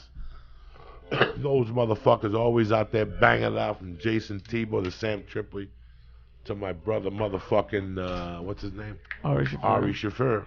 As the guy in Denver, as the guy in Dallas used to call him. Is Ari Shaffir coming with you this time? No, Ari Shaffir stayed home making fucking swirls. What the fuck? I don't know. How long have you known Ari? Like 12, 13 years? Yeah, from the Comedy Store. He was really young, and he answered the phones and shit like that. Oh. And no matter what position I was in, I always liked talking to those guys, you know, because I wanted to see what they were going through, you know. You don't really know how bad you got it till you talk to somebody, you know, and you think you got it bad. You know, Brian Holtzman, one night I told Brian Holtzman, I can't fucking believe I'm down here, fucking 130 spot. And he goes, you don't want the spot, don't do it. Put a sign up. Mm-hmm. You don't want the spot at 130. See how many people sign up for that fucking spot. Yeah. You'll learn your lesson. That's the reals. That's the reals. We don't know how good we got it. So, you know, it's good to see what you're doing. Listen, man, it's good that you're out of the system. Because you Thank know, you. bro, once you get in that system, Oh my God. Jesus Christ, and people have no idea. We talk all the time on this shit in the show. Once you get in the system, then bad luck takes over. Like, you did something stupid, but then after that, bad luck always has a weird way of showing up. You know, like your cousin comes over, he needs a ride to get an ounce of blow, he'll give you an 8-ball. Boom, the guy who delivered to the cops are there. It's got nothing to do with you. Then you get a case of bad luck. Then you're out on bail, everything's going good, and now you need money to pay the attorney. That place you used to rob all the time, stereos, now you go, there's a silent alarm as you're coming out. They don't really get you, they get your car, and now you got to explain. It's just a case of bad luck. Then where you live, fucking, they throw you out because you haven't paid the rent. Then bad luck takes over, and then eventually you end up in the fucking system. Mm-hmm. And that's the reels in the beginning. It's bad luck mixed with a bad mistake. You know, okay, listen, I'm wrong. Sometimes people get a gun and go into a gas station and shoot a clerk the first time. That's fucked up, you know. Yeah. But 9 out of 10, those people have done something before. They just didn't wake up one fucking day and say, I'm going to go get a gun. And it takes fucking a complete different style of fucking lunacy, you know. I can't imagine going on. Like, I've been thinking about it a little bit, but sometimes I even worry. I'm like, I don't know what would happen. Like, because anyone can have a bad night. Like, what if I had a fucking crazy bad night and then it could happen? Like someone shooting you with a gun? I don't know. Like, people always say if you get stuff like that, it attracts it. So I don't know. But then again, you see, I don't know if you saw that video of that. I don't know if it was a store or a house, but 3 people broke in, and then the chick had a gun and she killed one. That was great. So I was like, fuck yeah, maybe I do need a gun.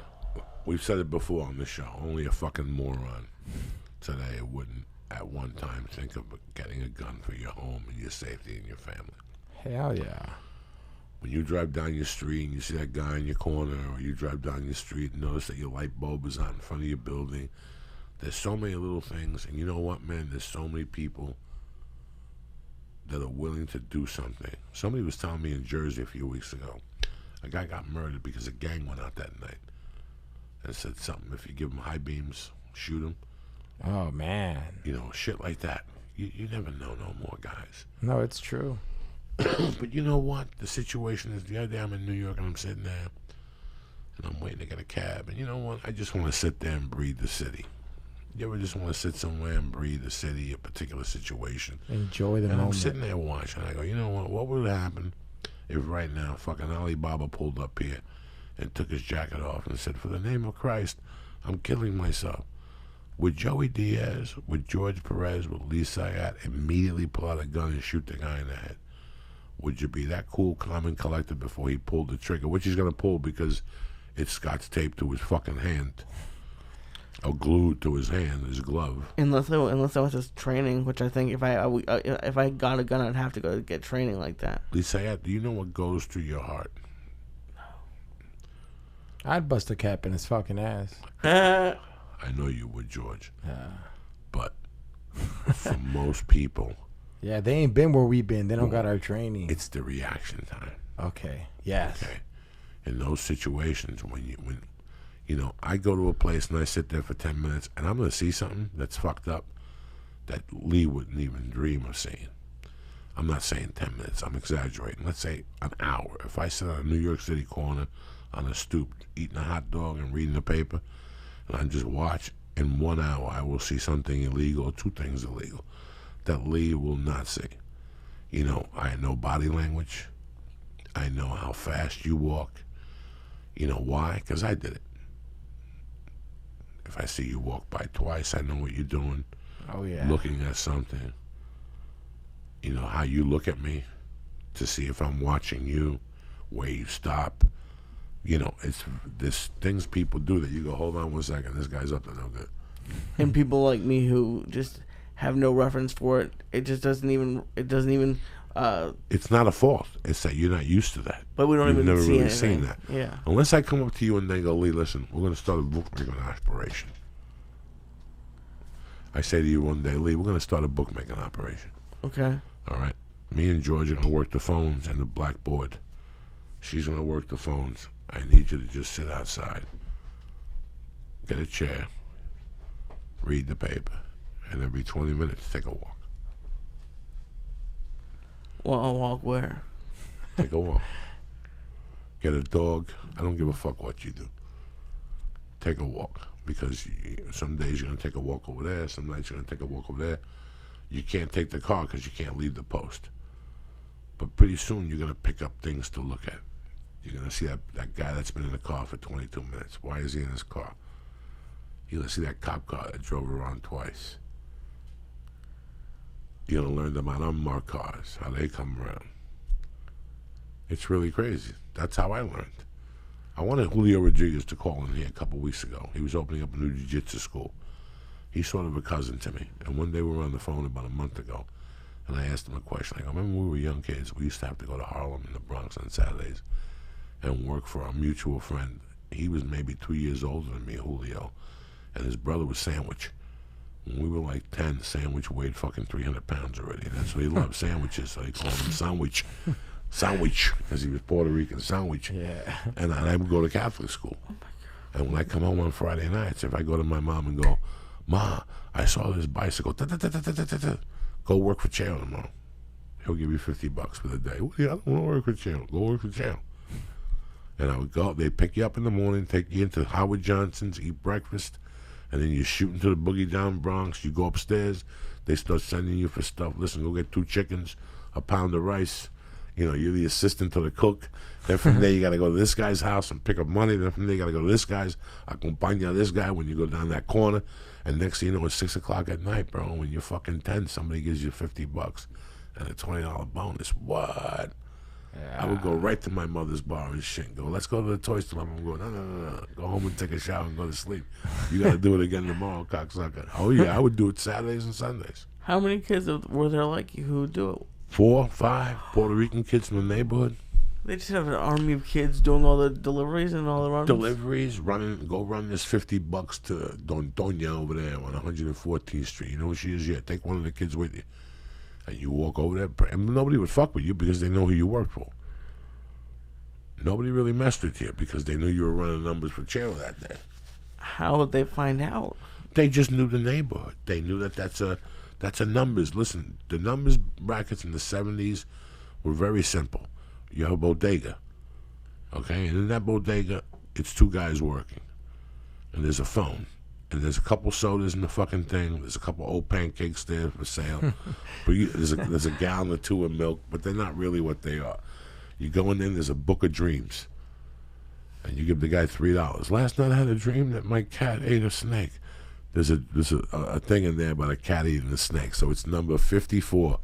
So now you got to put a number in front of it or a number behind it. What's your lucky number, George? 754. What do you want to do? You know, straighten box. All right? And then you give them the number. They write it on a yellow piece of paper that has a pink and a white sheet behind it. The white sheet from the bottom. This is right in the street. This is right on 118th fucking street in 1970. This has to be, let's pretend 1974. It would be next to it would be a Chinese restaurant. Next to it would be a tailor. Next to it would be a kid's store, toy store. And right there in the heart of Harlem, right down 118th street, would be Chao's Bodega. Okay, so Chao would take those numbers. So right away you waited. You gave the white sheet to the customer. You took the pink sheet, and the yellow sheet went upstairs. They had to make it upstairs by 3 o'clock. So let's say I was assigned to you that day. All I did was sit with Lee while he wrote those numbers out. And every time you got 20 slips, I ran upstairs with it. If I had over cash, I'd give it to you. You'd run it upstairs. If I need milk, you go get it. If I need because there was no phones, they wouldn't use a phone downstairs. So you would have to be all day going up and down. But you didn't give a fuck. You were 10. They were treating you like an adult. That was awesome back then. People letting you see their guns. People letting you answer the phone and write the number. The first time they let me answer the phone, and I said 832, $10 straight, my dick got hard. That's it. I was making the big time. I had a similar experience. My dad worked at Legal Seafoods, and I answered the phone at the mail order department. It's crazy that we had similar ones, but you took numbers at 10 years old? And you had to run them, and they teach you how to run them, and then who hit the number, because then you have to break down the numbers. Let's say 534 came out. There's people that are so poor, they'll put three numbers on five, $3 on five. That $3 maybe pays you $18.50 for the day, and you're an old lady on Social Security, and you gamble that same five every day. I know where you live. I don't give a fuck. It takes you 2 minutes to run it over there and keep her happy, and she'll give you $1 tip. Mm-hmm. I would also get tips when I delivered money. Sometimes 50 cents, sometimes 25 cents, but I never got mugged. I always knew, and then some days they just put you on the street. Go outside, just walk around. That means look for cars. Any cars that don't belong there. After 2 weeks, you'll know what cars belong on that block and what cars don't belong on that block. What would happen if there was a car that didn't belong? Go upstairs and let them know there's a black car with 3 cops in it. Yeah. All right, who is that? That could be Henry. Did he have a beard? Yeah, it's Henry. Fuck him. We gave him $500 last Monday. Tell him to go fuck his mother. And then they would send you downstairs to go downstairs and tell the guy at the bodega not to let Henry up today. We gave you 5 last week, and then we gave the chief commander 5. What the fuck you want? Get the fuck out of here. Sometimes they were cool and you let them up for a meal. Because a lot of times on Saturdays, the bookies would cook a big fucking meal. Neighborhood people would come upstairs like they were cool. Couldn't be anybody because there's money. Couldn't be anybody. So the cops would come up every once in a while, shake hands. Hey, eat a bowl. We'll see you next Tuesday. Cool, man. Some of them would place a bet. Wow. Bet a number. Fucking interesting shit like that. So I wanted him to call in and just, talk about that for a while. Yeah, it's kind of crazy what you see as a kid. And I loved it. It was legal. In my world, that shit was legal. I walked around with a badge of honor because they paid the cops. It didn't really matter. What do you mean in your world it was legal? It was legal. In my world at that age, that shit was legal, Jack. Yep. Nobody got bothered. Nobody got stabbed. Nobody got addiction. And those guys made tons of money in those days. 20, 30 grand a day taking dollar numbers. Are you fucking kidding me? I got picket numbers the other day. In fact, you got to find me the New Jersey picket results for Saturday, the 24th of September. Give me the fucking 3 numbers and the pick 4. I guarantee I hit one of those motherfuckers. Just because I roll like that. New Jersey what? Pick? New Jersey lottery results. Picket lottery results. See what you get there. Okay. I forgot that there was a fucking little Chinese guy close to the hotel, and he takes numbers. He sells rolling papers. I bought Easy Widers and Big Bamboo to bring back to talk shit.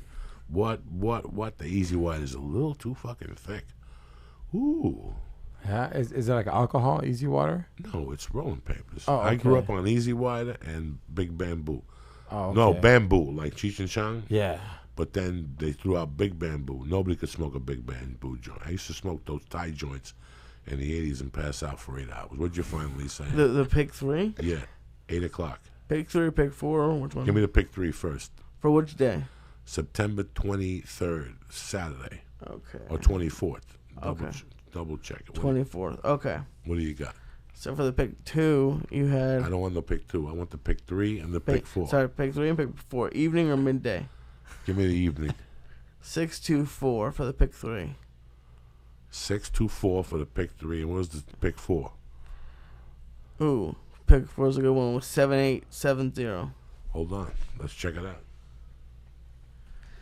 I get 10%. You get dick. You You get nothing. You get fucking... heard it here. You You get a God's cocksucker. You get 10%. I'm the one that had to walk 2 fucking hours to put this number in. That's what's up. Who the fuck you think you're dealing with? I do it out of respect for my mom. I got to bet one number, all right? So what came out? 624? On the evening, yes, sir. And what was the midday? 902. And what was the midday pick 4? 0026. And what was the evening pick 4? 7870. All right, let me tell you what I had. This fucking dummy. 209 came out? 902. 902. I had 219 straight in box. 624 came out? Yeah. I had 604 straight in box. And I had 517 straight in box. Then I had Mercy, 1813 straight in box and 1813 straight in box. I'm a sucker, but I still gotta go in there out of respect. So does that mean you won something? Yeah, I won dick. I won nothing. I won dick. That's what I won. Oh, I thought it was close. I thought you won something. 624 came out. I got 604. And fucking 219 was the evening. 517. My mom played 604 and 517 every fucking day of her life. Through Brooklyn, 3 different venues, $5 a piece. We don't fuck around with these sites. What are you looking at me like that for, cocksucker? How much is the win on that back in those days? Today, if I win the pick 3, I'm lucky if I pick up 250. If I bet 50 cents. Now, in those days, if I put $5 on a number, I picked up $2,500 at 5 o'clock. Damn. If I put $250 on a number, I picked up $1,250. Damn. If you bet $1 on a number, you got 500 cash at 5 o'clock. The government didn't know. Nobody knew. Your wife didn't know. It didn't come out in the paper. Then direct deposit into your fucking checking account.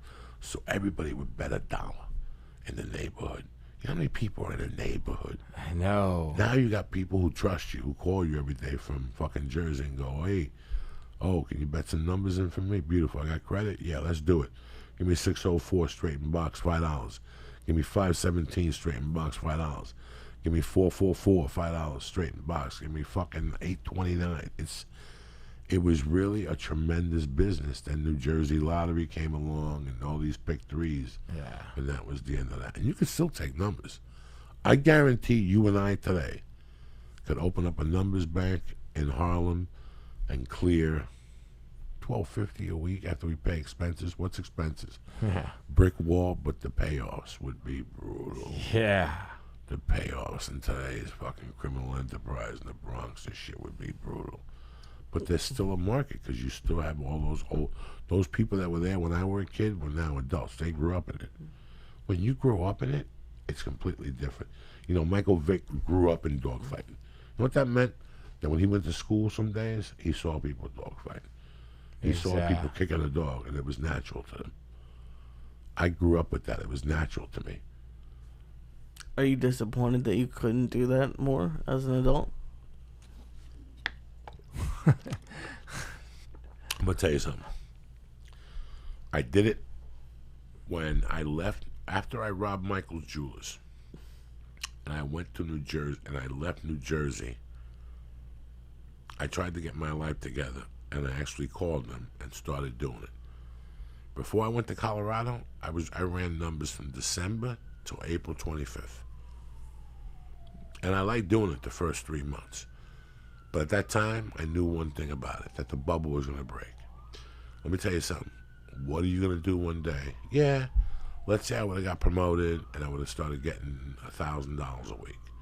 That's $36,000 a year cash that nobody knows about. Eventually, I got to get a part-time job to, you know what I'm saying, to cover my fucking rent and all this shit. But what am I going to do at the end of fucking 10 years? I'm never going to go to jail for this. Not in New York in those days. You got a ticket. But let's pretend at 28 I quit. Who's going to hire me? You can't put it on the resume. Can Yeah. I ask you a question, George Perez? Where you been since high school? Where you been? What have you been doing? Mucking around the neighborhood. You know, it's not going to fucking work out for you, my friend. And I was always scared of that. Like, I have enough zeros in my fucking life at that time. When I was 19, I went to Colorado. I had a nice job over there. I was going to get fucking killed over there eventually. It didn't take a fucking genius. In Colorado? No, over in New York where I was going to 118th over there. Oh, okay. Because I was starting to get credit from people for weed. They knew I worked for jail. You know, everybody was fucking like hunky-dory. And I saw the beginning of it and I'm like, you know, coke wasn't bursting out of the seams over there yet. It was just weed and like, you know, if you want to take an ounce of this chocolate tie, and I would sit there and go, oh, if I take that ounce, I'm never coming back. Yeah. This poor black guy's never going to see my fucking white ass again. You know, there's a part of me that has to say that when I was doing that craziness, I enjoyed it, and there's little parts of me that say I missed that lifestyle, but I got to tell you something. There's other parts of me that I don't miss none of that shit.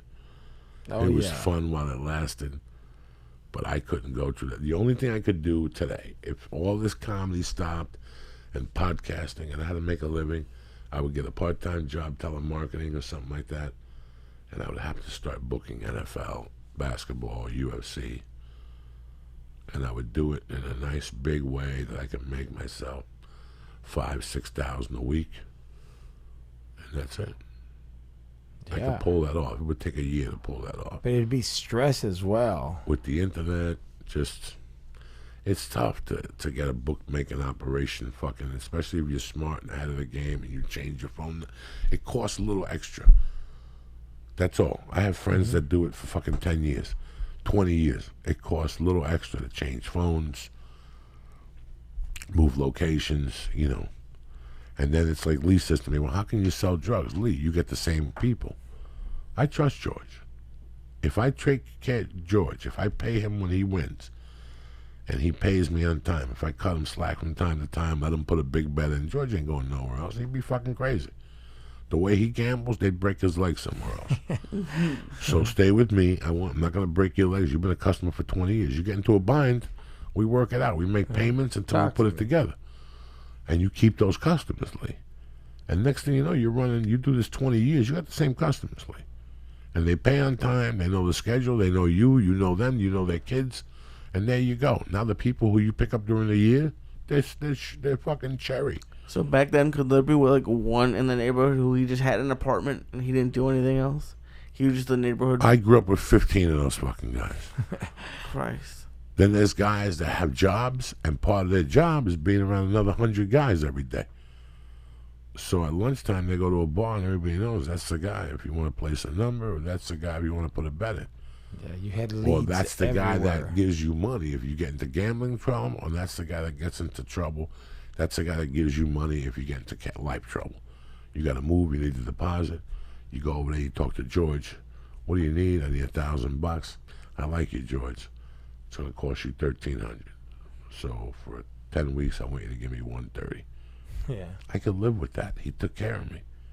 It's fair. It's fucking fair. People call it loan sharking. Mm-hmm. I think it's fair. A bank would do the same to you because a bank will charge you. If you do the paperwork, a bank will charge you. Yeah, but Joey, they charge me 10%. Go over there. Did they do the fucking financing fee or submitting the credit app fee or the fucking finger in the ass fee? By the time you get those 3 fees, you might as well pay George the money and move on with your fucking life. You just saved 3 hours of aggravation at a bank, waiting for the call, the fucking paperwork, your credit radio goes down, your credit rating. What the fuck? Motherfuckers. Lee, you're fucked up, aren't you? I'm a little bit high, yeah. Look at you. It's fun, though. You know why? Because you dick around all week and you do those pussy dosages. No, I did 850 the other night. 50 what? 850 milligrams. No, you didn't. I did too. You did 850 milligrams? Yes, Let me sir. ask you a question. When was the last time 850 fucking milligrams did anything for you? Never. Why would you even insult me, number one, and insult yourself? You know 850 don't do dick. Did you see me doing 850 in fucking New York out of respect for you? I opened up with 1,000, and then I did 4 fucking more like a lunatic. I slept like a baby. Then What? Saturday You night, did 1800? Saturday night, I was eating stars like they were going out of style. I wasn't bringing those motherfuckers back. I kept popping them like fucking yum pills. There was a bag of fucking 20. When I only left 5 at the house for the flight. And I ate those right at the airport with breakfast. Like, you would have been proud of me on an empty stomach. You had 1,000 with breakfast? Like that. On an empty stomach, and then I put breakfast over it. I ate 5 of them right before I walked through security. And as I made the turn, my flight was at 7:10. And it was 6 o'clock on the dot. And you're not going to believe what happened. What happened? I had a protein shake at the fucking... it took me 30 minutes to get from the hotel to Kennedy Airport. I always drink a little protein shake, and I had a half a bite of a protein bar just to get the sensation away in the morning so I wouldn't get car sick. And listen to this, George Perez. God was on my corner that morning. It's a 5.5-hour flight. They ain't got enough good food on the fucking plane. You know what I'm saying? I walk into an airport, I'm looking for a yum stand. Somebody who's going to take good care of me. Alimento, like Spanish people say. I don't want a tuna sandwich. I don't want a Subway sandwich. I don't want a wrap. I got a wrap. A wrap, you're going to die in 5 hours, bitch. Those peanuts will not hold you. And as I went to make the turn, right before my very eyes, there was a Palm restaurant. In the airport? Selling steak and eggs for $21 with little cube potatoes and wheat toast and a fruit cup. I said, take the potatoes, shove them up your ass, throw me the fucking fruit cup. I went in there, guess what I had in my wallet? A Palms card. Bingo. I have one, and I don't think they have one in LA anymore. What airline is it for? Delta. Oh man, I'm gonna have to fly Delta now somewhere. Damn. Just to go get. I sent that motherfucker. I had this half Rito waiter. He didn't know what country he was in. I said, listen, Pablo, I don't give a fuck what you're thinking. I'm thinking a steak well done with 2 eggs sunny side and then 2 pieces of wheat toast and a fruit cup. I was sitting there, my leg was tapping. He was like a Mexican magician. Within minutes, he came out with a fucking beautiful steak. I ate that motherfucker and ran to that plane, dog. With a protein shake, so you had steak and eggs. And I had the protein shake and that all before the steak and eggs. That's what I'm saying. So I don't want to be hungry on a plane. No, dog. no. And that food, sometimes you eat the fruit, sometimes you eat. I don't want to eat the bun with the fucking butter. That biscuit's terrible. It's gross. Everything is fucking terrible on that thing. Every once in a while you catch a break. I'm not gonna lie to you. A couple weeks ago I caught a good break with airline food. Wasn't bad. But besides that, you're always like 0-3. George Perez, what the fuck? I could bring you on here. You're a dead mute tonight. What happened? Nothing. You come on here, you're singing opera songs in Spanish and shit. You got the accordion. Nah, I'm high as fuck now. Good. Yeah. I'm high. I'm chilling, listening. It's great stuff. I'm not surprised all these good things going on in your life, bro. You're one of the true ones. You know, there used to be a Latino comedy scene. It just evaporated. Yeah. If anybody was a part of it, my all-time favorite night was those Monday nights. At the Sunset Room? At the Sunset Room. Where is that? That's Hacienda Heights. Hacienda Heights. With the Chinese restaurant that don't serve white people. And the fucking donut shop that the Chinese people. You know, that comedy, that place could be fucking huge. They need $200, fix the stage, put a spotlight in the corner, give us Fridays, Saturdays, and Monday nights workout night. No, you're right. It's a People good will come spot. from all over the fucking state. Lobster tails, when lobster tails were black on the bottom, they were pre-Katrina.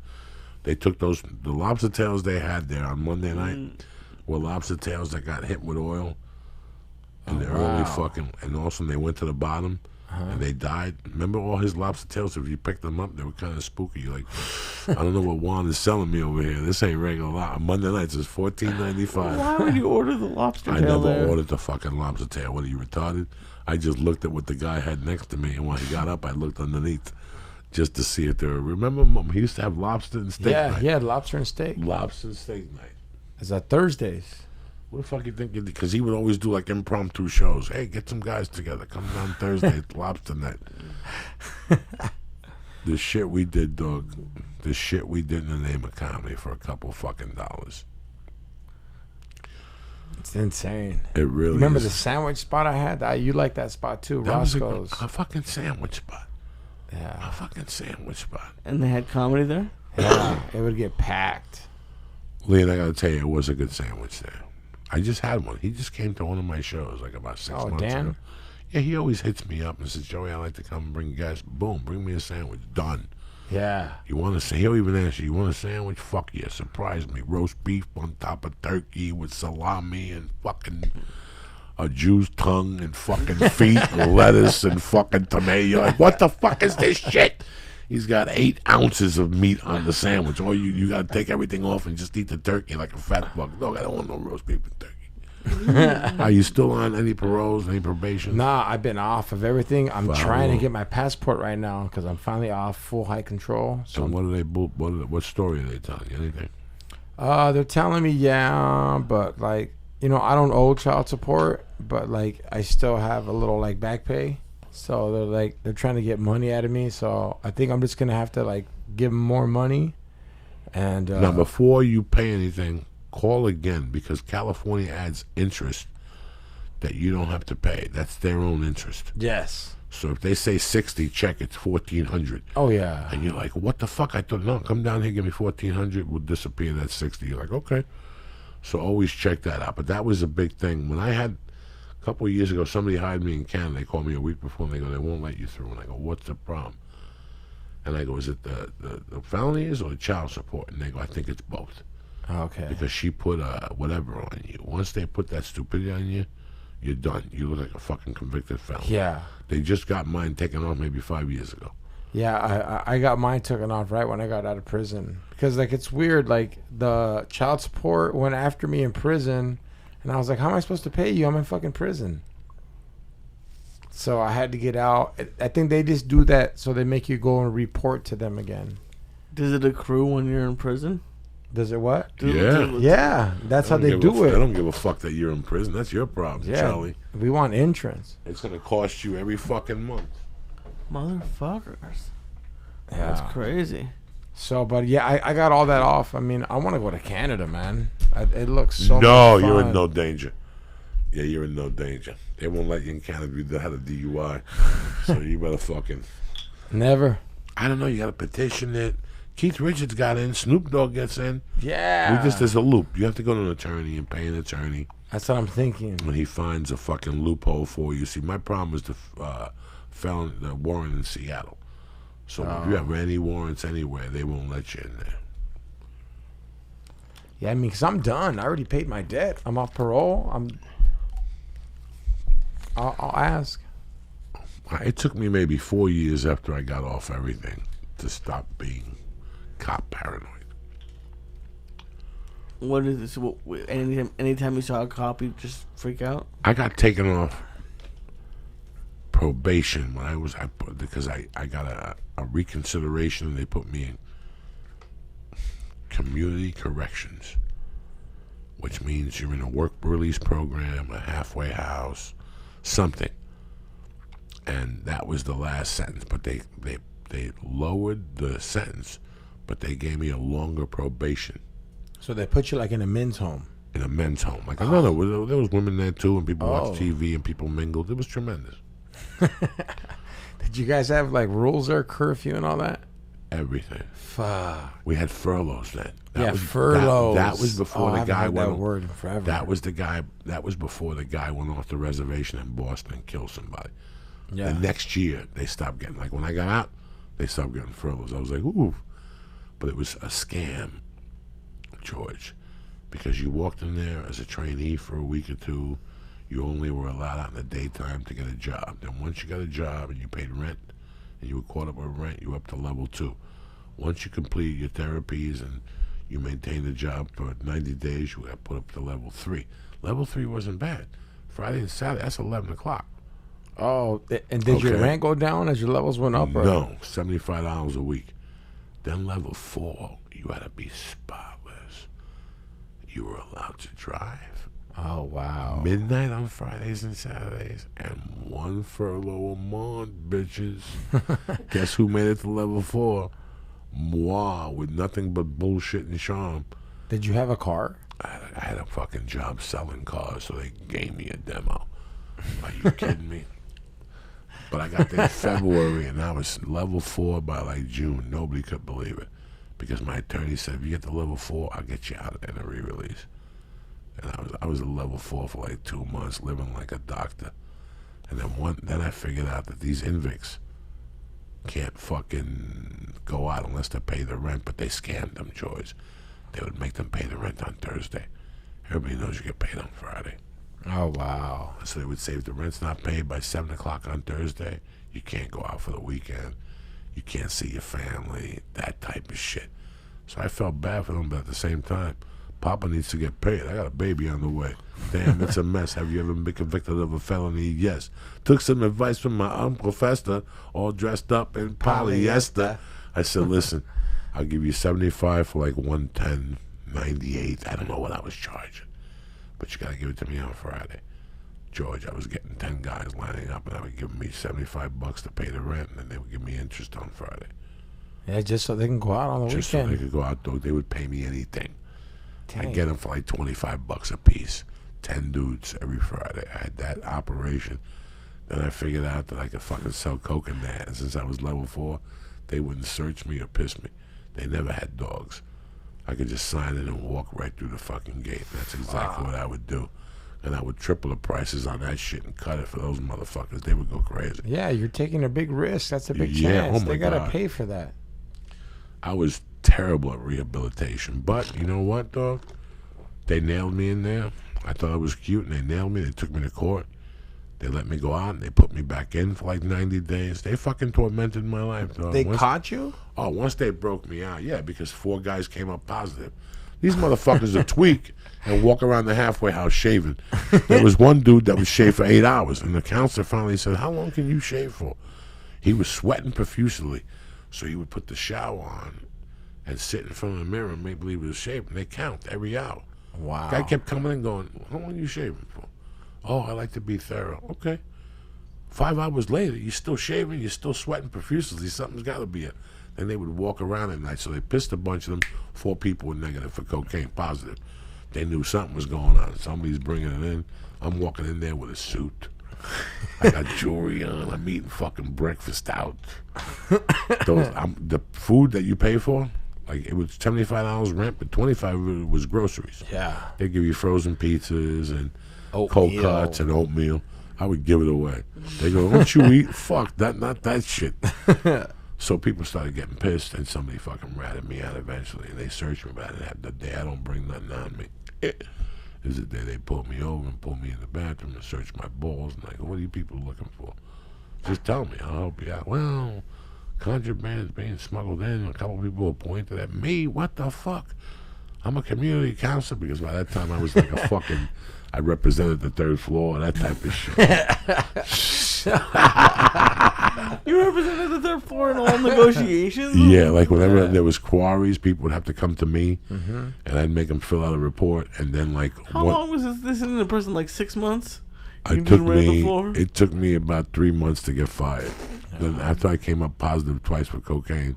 They call it the house mouse. The house mouse. No, I wasn't the house mouse. I was Okay. every floor had a.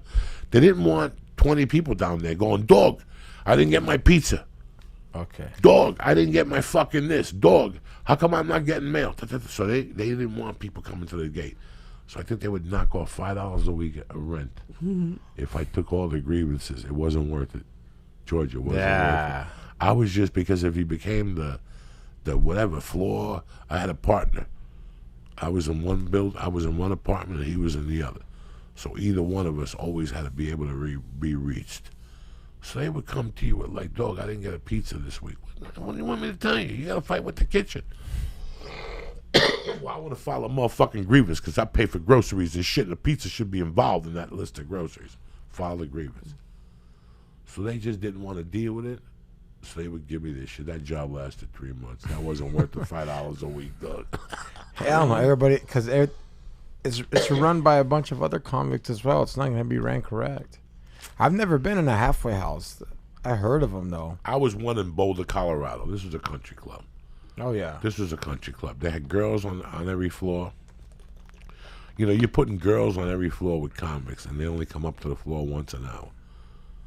And if you come up to the 3rd floor, again, we pay somebody $5. Go by the fucking door, and you'll hear when they come up to the 2nd floor, and let us know. We'll knock on the door, and Johnny will tell them not to stop fucking Patrice.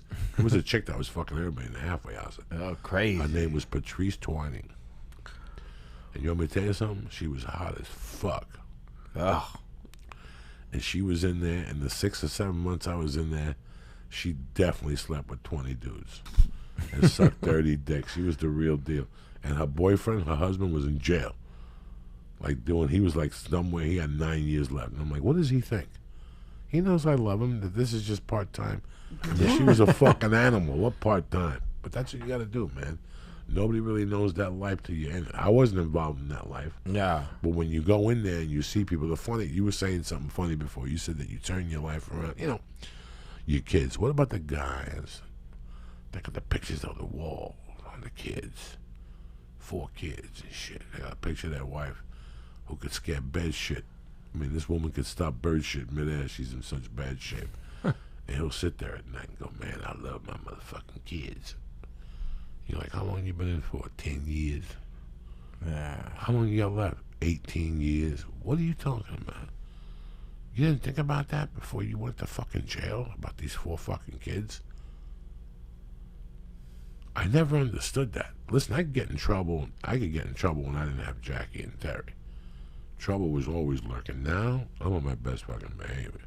Straight up. I'm on my best fucking behavior. Yeah, like now you can just like... I couldn't imagine, George. Yeah, you can just hit anybody now and you getting busted. I mean, I'm glad someone didn't have a cell phone when this shit happened. The way I beat that dude up, they would have given you way more time. You got 18 months later, 2 years later. 2 years later. After the dude saw you on Showtime. No, it was on MTV. MTV. You couldn't have worse and good luck at the same fucking time.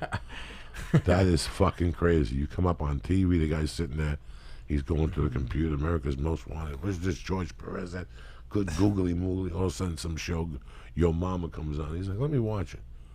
Oh, shit. That's the gacker that jumped me and shit. Yeah. But you know what? It was the best day of your life if you look at it now. I mean, I had to suffer to get where, you know, I didn't have to suffer. I put myself in a spot where I could either go down or say, you know, I don't want to come back here again. And that's what I did. I accepted what I did, and I know right from wrong now, and I know the consequence from right from wrong. Because back then, I just didn't know the consequence.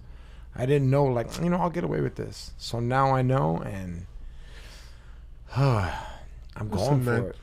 25 years ago, we went to a bar, and me and George got into an argument with Lee.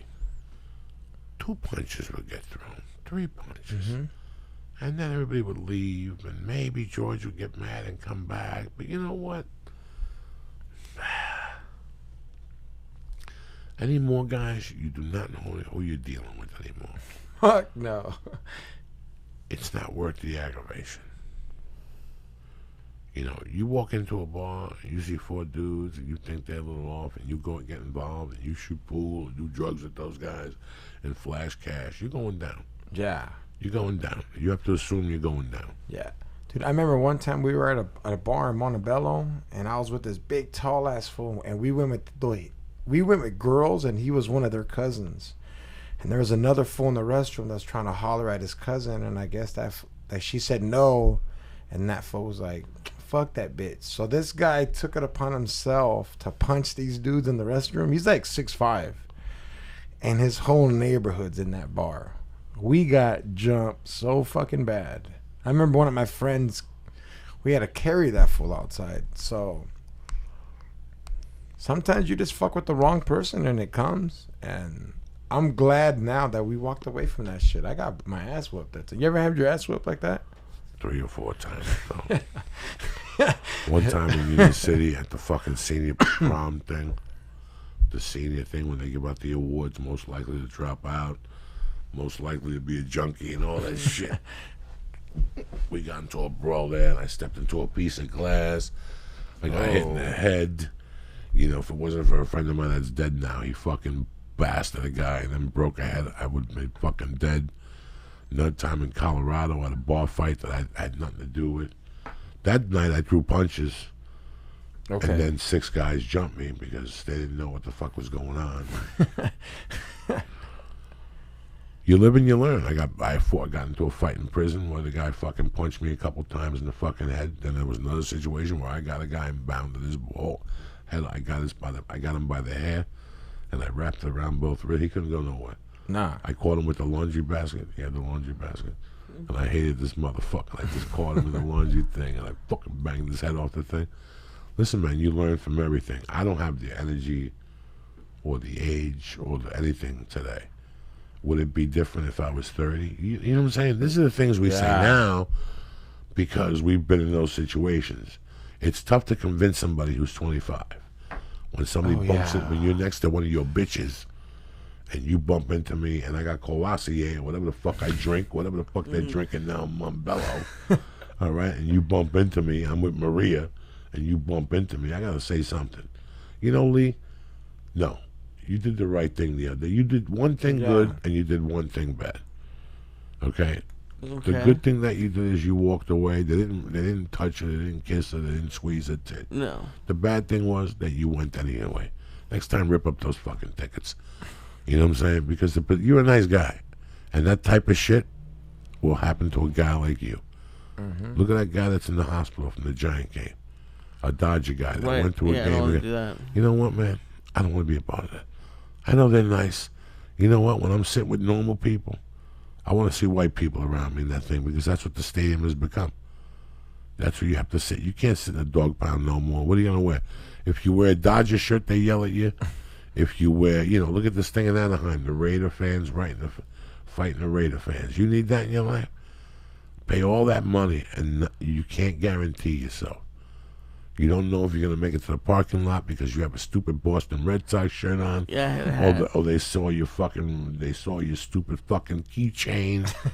I'm not saying you have a keychain with you. I'm just saying. I don't, but I did wear a Red Sox hat. Well, then you deserve to get your ass kicked. You're lucky you made it out of there. Now I wish they would have kicked you in the stomach one time, so you would have said, somebody kicked me in the stomach, I don't know what to do.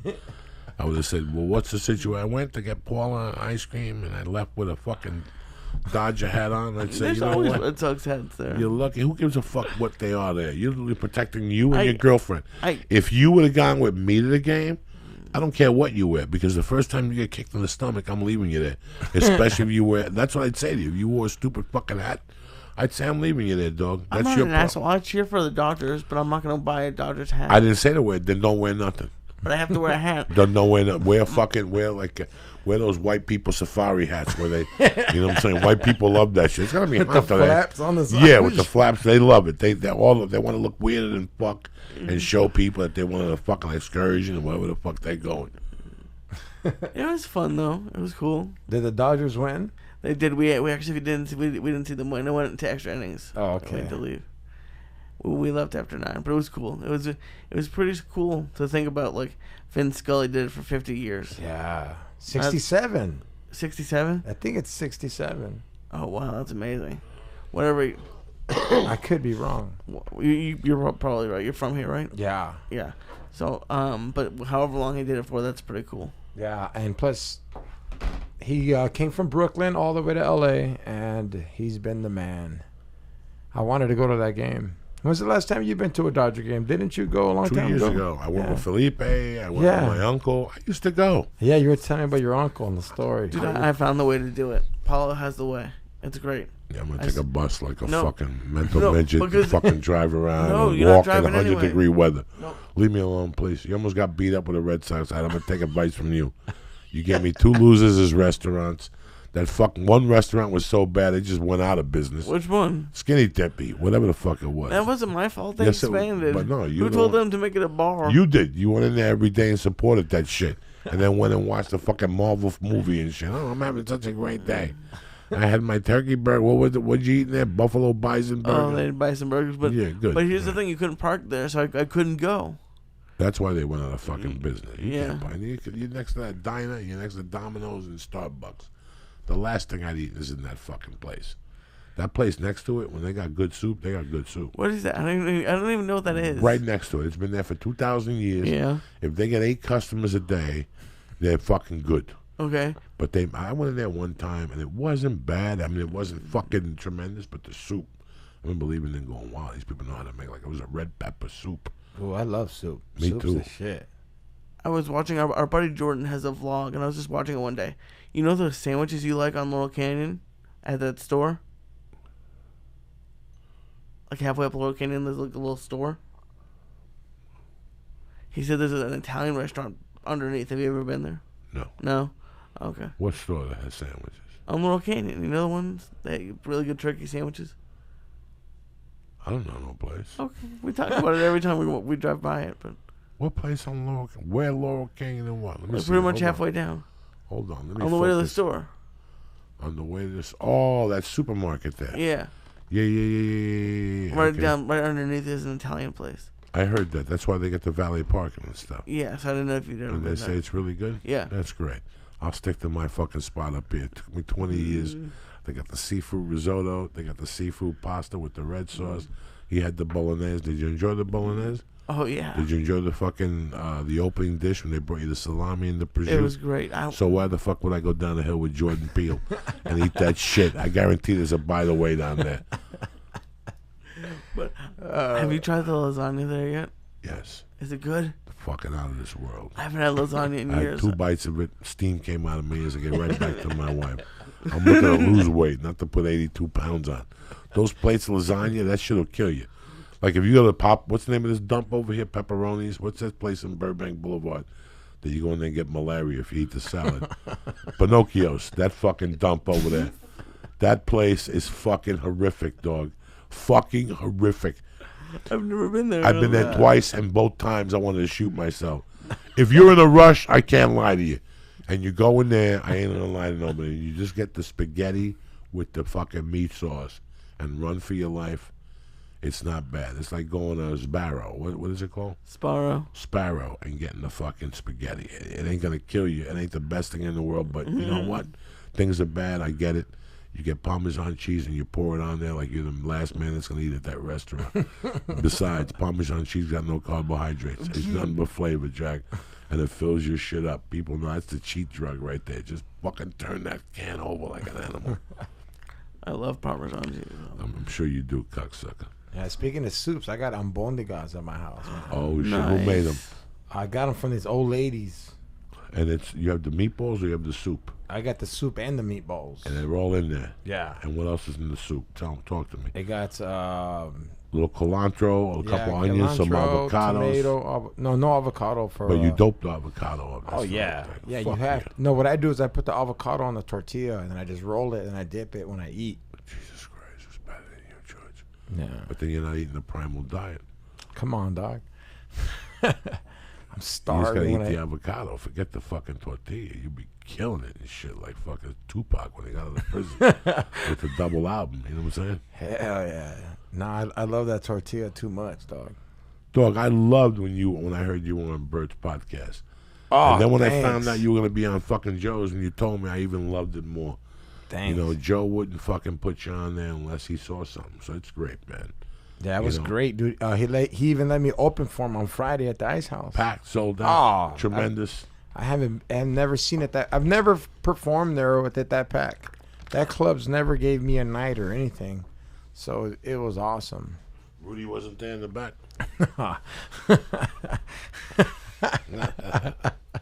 Rudy wasn't there, jumping up and down in the back. I could fill it up like this. When I had George Lopez, I filled it up like this one time. Yeah, it was cool. It was a great show. He killed it too, man. Like he killed it. He destroyed that place. Bro, I gotta say something that first of all, if you know anything about him, he's the ultimate professional. Yeah. Okay. Yeah. He's the ultimate professional. And once you see little things, you're like, oh shit. Oh shit. Oh shit. You know, he has always been an ultimate professional. And I thank him every day. Every time I talk, there's times I call him, he goes, what's up, dog? I go, you know what? Just want to say hello. I want to say thank you, man. Because what you taught me, I saved 5 years of heartache. He teaches you the right way on how to do comedy. From traveling there, what time to get there, how to do it, who to say no to. There was times I go, aren't you going to do this radio show? Fuck no. Fuck them. I'm not getting up at 5. I would go, Jesus. You know, everybody else does that. He would have his own reason behind it. Okay. And he believed in it 150%. Everything he's, you know, there's times I looked at him and I go, this guy's a cold-blooded fuck. It's business. Mm-hmm. It's business. This is, you know, as things start kicking up for you now, you'll notice that things change. You notice the fucking people who come out of the back, and you're like, what the fuck? I did this myself. Joe Rogan gives you a hole. It's like football. That's all Joe Rogan is. Joe Rogan is a fucking offensive tackle. And he opens up a hole for you, and you take that hole, and you do what you want with it. You could either fucking go to the 20-yard line, and get 5 or 6 yards, or you could score a touchdown. In my world, I took a couple 10-yard fucking recoveries. I fumbled a few times, but eventually I took that hole and I hit a touchdown with it. I found a niche. Everybody thinks that, you know, for a year, every comic who had been struggling would hit me up. Hey, how can I get on that podcast? Because they thought it was the Johnny Carson of today, and it really isn't. Ari didn't get a Comedy Central special and all that stuff because of Joe Rogan. Joe Rogan opens a door for you. You find your niche and you tackle it. And it happens in everyday life. You go to work one day, you're a fucking mechanic's helper. I come in one day, the mechanic quit. Guess who's the new mechanic? And next thing you know, you do transmissions well, right? Boom, you're the transmission fucking guy. I'm gonna give you $22.50 instead of fucking $8 an hour, and I'll give you a fucking uniform so you don't walk around here like a. It's the same thing with everything. Every once in a while in your life, bro, somebody blocks for you and puts a hole. What you do with that fucking hole, that's up to you.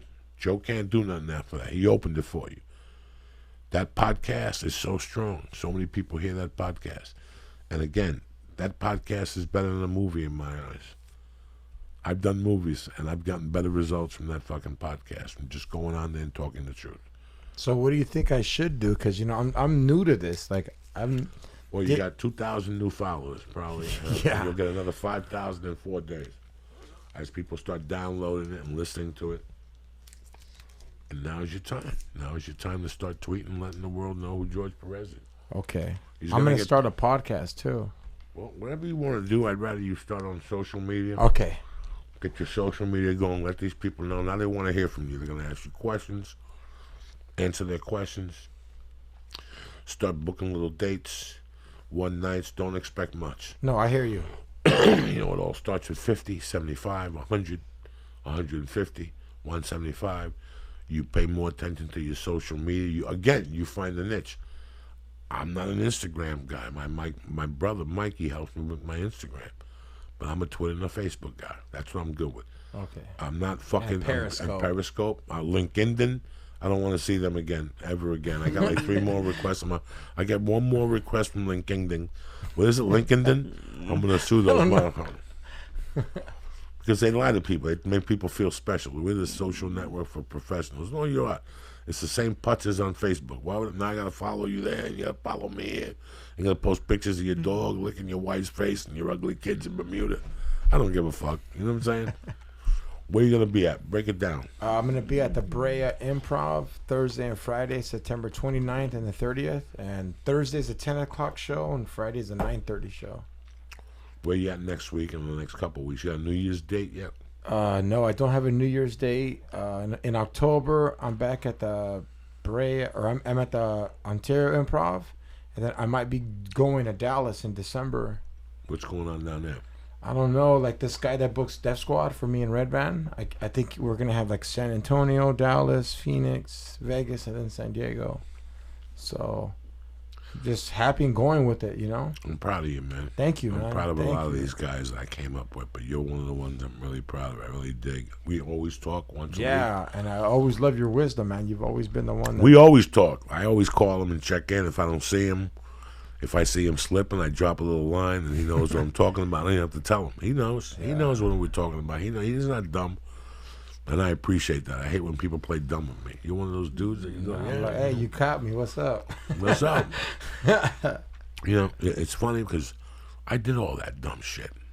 I did all that shit, dog. I got away with murder, and in some places they knew, and they never gave me a spot again. Wow. A lot of fucked up shit I did, dog. You know. And that's why when I pull kids over sometimes, hey, listen, man, it's none of my business. I don't give a fuck. I pulled one of my buddies over. I was looking at him at the store like 8 months ago, and this dude was doing bumps. I'm like, wow. Motherfucker noticeable. And I saw him the next night. I go, listen, man, I did a bump in there every night after I got off stage. After I got off stage, I get some of that chewy dust. You couldn't stop me in that fucking comedy store. I had coke going in all those places. I can't believe I still go down there. I don't even feel it no more when I go down. I'm going to go on 9 years without doing coke. George. Wow, that's awesome, bro.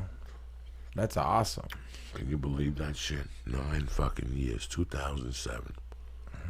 Damn. When you got off it that last time, were you planning on it being forever, or were you just thinking?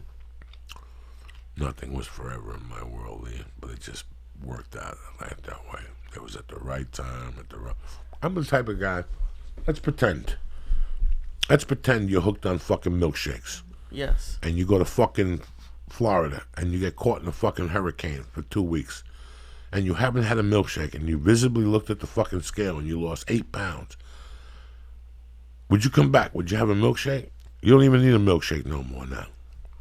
Would you say to yourself, I don't need a fucking milkshake? I'm going to have a milkshake one time. No. You're going to go, I'm never going to have a milkshake again. I got off milkshakes. I'm done. I'm moving forward. That's what it felt like.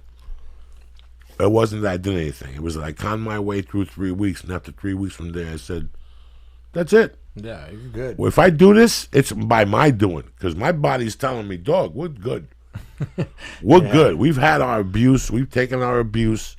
Whatever you want to do from here on in is good. And I sat there every night and go, you know what, I'm going to give it, tonight, I'm not going to do it. And I would go, you know what, next Friday I'm going to do it. And all of a sudden, if I got to that Friday, I go, am I crazy? I just got clean another 7 days. Why would I do next Friday? Then as it got to the holidays, I couldn't believe it. New Year's, like that day after New Year. And I remember the first time I was sober, I went up to San Francisco with Red Band, Rogan, and I remember thinking, wow, it's been like 45 days. That's crazy. That is. And like, was it were you more focused? Like just being more sober with it? Like you could see shit you didn't see when you were on it? The first year after I didn't do coke, I didn't know what I was saying, George. Yeah. My body was getting used to shit at so many different levels. The biggest fear I had was that I wouldn't be funny. Oh. That I was going to take it too seriously and maybe get caught up with Jesus. After 45 days, I got to writing. Like I was like, whoa, something's going on here. And then MySpace was popular, and I would write a blog every Monday. And from that blog, it jogged my memory to it really, that writing, I credit it to staying sober. That fucking constant. It gave you something to do with every Monday thinking of a story and then leaving there going, that fucking story wouldn't have happened if it wasn't for coke. Because when you think something and you write something, it's two different fucking things. Mm-hmm. When you tell her a story about you going to jail and you write it down and put it away and then read it tomorrow, you'll shut that fucking magazine and go, what the fuck was I thinking that day? When I read the kidnapping one, and when I read the fucking one when I robbed Mundi and all those things, I would read them 2 days later and go, first off, I can't believe I told everybody on MySpace. And second of all, I can't believe I did that. Like, I don't know who that guy is. It's like I was writing a book about somebody else. And you got a big response from it as well, right? Absolutely. Absolutely. At the same time, I worked on my writing thing. If you commit to write once a week, within 6 months on Facebook, you'll have people reading your blog on Mondays and subscribing. And after a year and a half, you can have ads on there and people will click for whatever they're going to use anyway. Whether it's Amazon. You can make a little living off your podcast, off your blog. And it's very interesting. Like, I'm thinking of doing it again. Like, I should have been doing it for the special. But you know what, man? There's so much shit on your plate on a daily basis that if you're really hot, like right now, I've never been this busy. Like, I've never been this busy, you know, writing a pilot, writing a special. I'm shooting October 15th. I've never had it. If I would have had this special 10 years ago, you know what I'd be doing right now? Telling Lee I'm going to crush it. Not really. I'm not that type of person. I'd be telling Lee I was prepared. And I'd go up there, Lee, and do 5 minutes and improvise the rest. And I wouldn't care where I ended. I can't do this time. It's weird when things get presented to you at the point of your life where you're at. If I would have got this 10 years ago, I would have done it. I would have snorted that fucking down payment. Shit. I would have, like I did Payaso. Yeah. Payaso was a joke to me. First of all, I didn't think it was going to get picked up. You killed it, though. But I killed it. If you watch it now, I didn't kill it. I was just a fucking dude dying up there telling knock-knock jokes. To those fucking savages that were in the audience, I don't know what. No, I didn't even get laughs. They had to put tape in there and shit. I hit those people too hard. They weren't ready for that shit. Even those people laughed. Montoya and his partner were in the back going, some of those people were petrified. I didn't give a fuck. You know all I gave a fuck about was that cash and driving back. Remember I didn't stay that night? Yeah, I remember. You're like, I'm out of here. Where's my check? I taped, got in that car, and I already had the 8-ball waiting for me on hold till the next day I was going to pay him because I had to give my wife the check to cash it, and she was already going to give me $500 and the 8-ball would be paid for. Damn. Remember, I gave my room key to David. Yeah. I didn't stay. I taped. It was Thanksgiving week. The Friday after Thanksgiving. 2008? No. Nah, it's 2006. I got locked up that year. Wow. So we taped that in November of 2006. Yeah, and I got locked up the day after Felipe's birthday. Because we were at the Sunset Room for his birthday on Monday. Then I went to court Tuesday. That's when I got locked up. I think it's June 16th. And now you're in jail watching Payaso Comedy Slam with the Invicts, and they're going, that ain't you, fool. Yeah. Yep. Yeah, it's very wild. You know, brother, it's been an interesting ride for the both of us. I'm very happy that we're still doing our thing. We're not in trouble. We overcame whatever ghost was wanting us to put us in those predicaments, and here we are, brother. And it's a new life. So thank you for coming on the show. Thank you, brother. Thank you. I'm gonna be at the Ice House Wednesday night, $10 show. It's still no expectations. I got a solid 40. I need to come up with another 20, so I'm gonna work some shit on you savages. And then I'm at the Columbus motherfucking Funny Bone, October 6th through the 9th or something like that. It's that week, all right? Just check it out, get tickets, whatever the fuck you need to do. You know I love Columbus. I'm excited about going. Plane tickets are a nightmare to fucking get there. It's a nightmare. No direct flights coming back. It's a fucking nightmare. It's a nightmare on Elm Street, like Paul Mooney said. But that ain't stopping me, cocksuckers. Number one, I want to thank our sponsor for the show, the one and only, the most powerful supplement out there, On It. My people, I had one of those fucking shakes today. I was gone, and I wanted to put all that protein back in my system. So this morning I had my little fruit smoothie, and about 10 o'clock before I took Mercy to the park, I blasted a fucking nice little chocolate with water. And you know what? It kept me alive till I ate with Lee over at the Mexican joint. Because I had to get potato tacos, yeah. Good potato tacos. And my wife made a little pot roast. I didn't eat the noodles. I just ate the beef with a couple potatoes. And now I'm here with you motherfuckers. But anyway, back to onit.com. The milkshakes, the strong bone, the Shroom Tech Sport, you know, the Alpha Brain, which I take the powder every time I fly when I get home and before I get on the fucking plane so I don't get my jet lag. Listen, anything I take from them is solid as fucking gold. Do you want me to sit here and tell you what's in those things? I can't do that. I'm not going to lie to you. But do me a favor. Go to onit.com right now. Go to On It. Look at the great list of supplements. Look what they got in them. Look at the testimonials. Look at the videos. Look at the supplements. Look at the weights they have and all the workout stuff. And you take your pick. As far as weights are concerned, I can't help you. Supplements, I get you 10% off. Go read. You find something you like, go to the box and press in. Church. CHURCH. And I'm going to give you 10% off, all right? That's how the fuck I roll. I just got my new, tell me what we got in the mail. Tushies. We got the Tushies, so we're going to hook them up this week. Oh, my goodness. And let you motherfuckers know what's crack-a-lacking. Lee's going to have a full report for you. It's been 100 degrees. I need it so bad. It's going to be so your ass is all dirty and fungi and shit. That's how the bacteria sits around your ringworm. This is the ultimate test. This is it. If the Tushy can withstand this, it can. But you got to get it for you, because you're a disgusting animal. You eat that lizard, you got to get a toothbrush. Okay. And as the water hits your asshole, toothbrush your asshole, you want to shine it up for Paula. Should I go like Sonicare level or just like the regular No, brush? we don't want to do no Sonic. You'll break it with that fucking hemorrhoid you're growing down there. All you hear is zzz, zzz, and you'll electrocute yourself. And then I got to call your mom and the insurance people and a Jewish town to try to sue Tuffy or whatever the fuck it is and whatever. Just get yourself a plain, the Oral-B. Right. Get the little beginner, like for a 6-year-old, so you don't scrape up your asshole too bad and start with that. Can it be the one that like has a song that plays? No. Listen, don't get cute with your Uncle Joey. Just you want to clean that muffler. I can't imagine what you got in there. And then I don't want to know complete either. for a week. Just do like a cleanse, like banana juice with pineapples and fucking You've whatever. seen what happens with that when I do that? You get skinny. You look good. Yeah, but I get. You say I'm gonna pass out. That's okay. I'd rather you pass out than carry 8 pounds of that goat shit you eat. You know, carnitas here, fucking tacos there. You don't know these people. You eat that fucking meat. You don't know these people. You're eating that shit, and next thing you know, that shit sits in your bowels. You know you have a pound of meat, dead meat, sitting in your bowels, Taco Bell and all that shit. It came out when you did the cleanse the first time. But now it just sits there. Me too. I can't. I got the same meat in my nutsack there.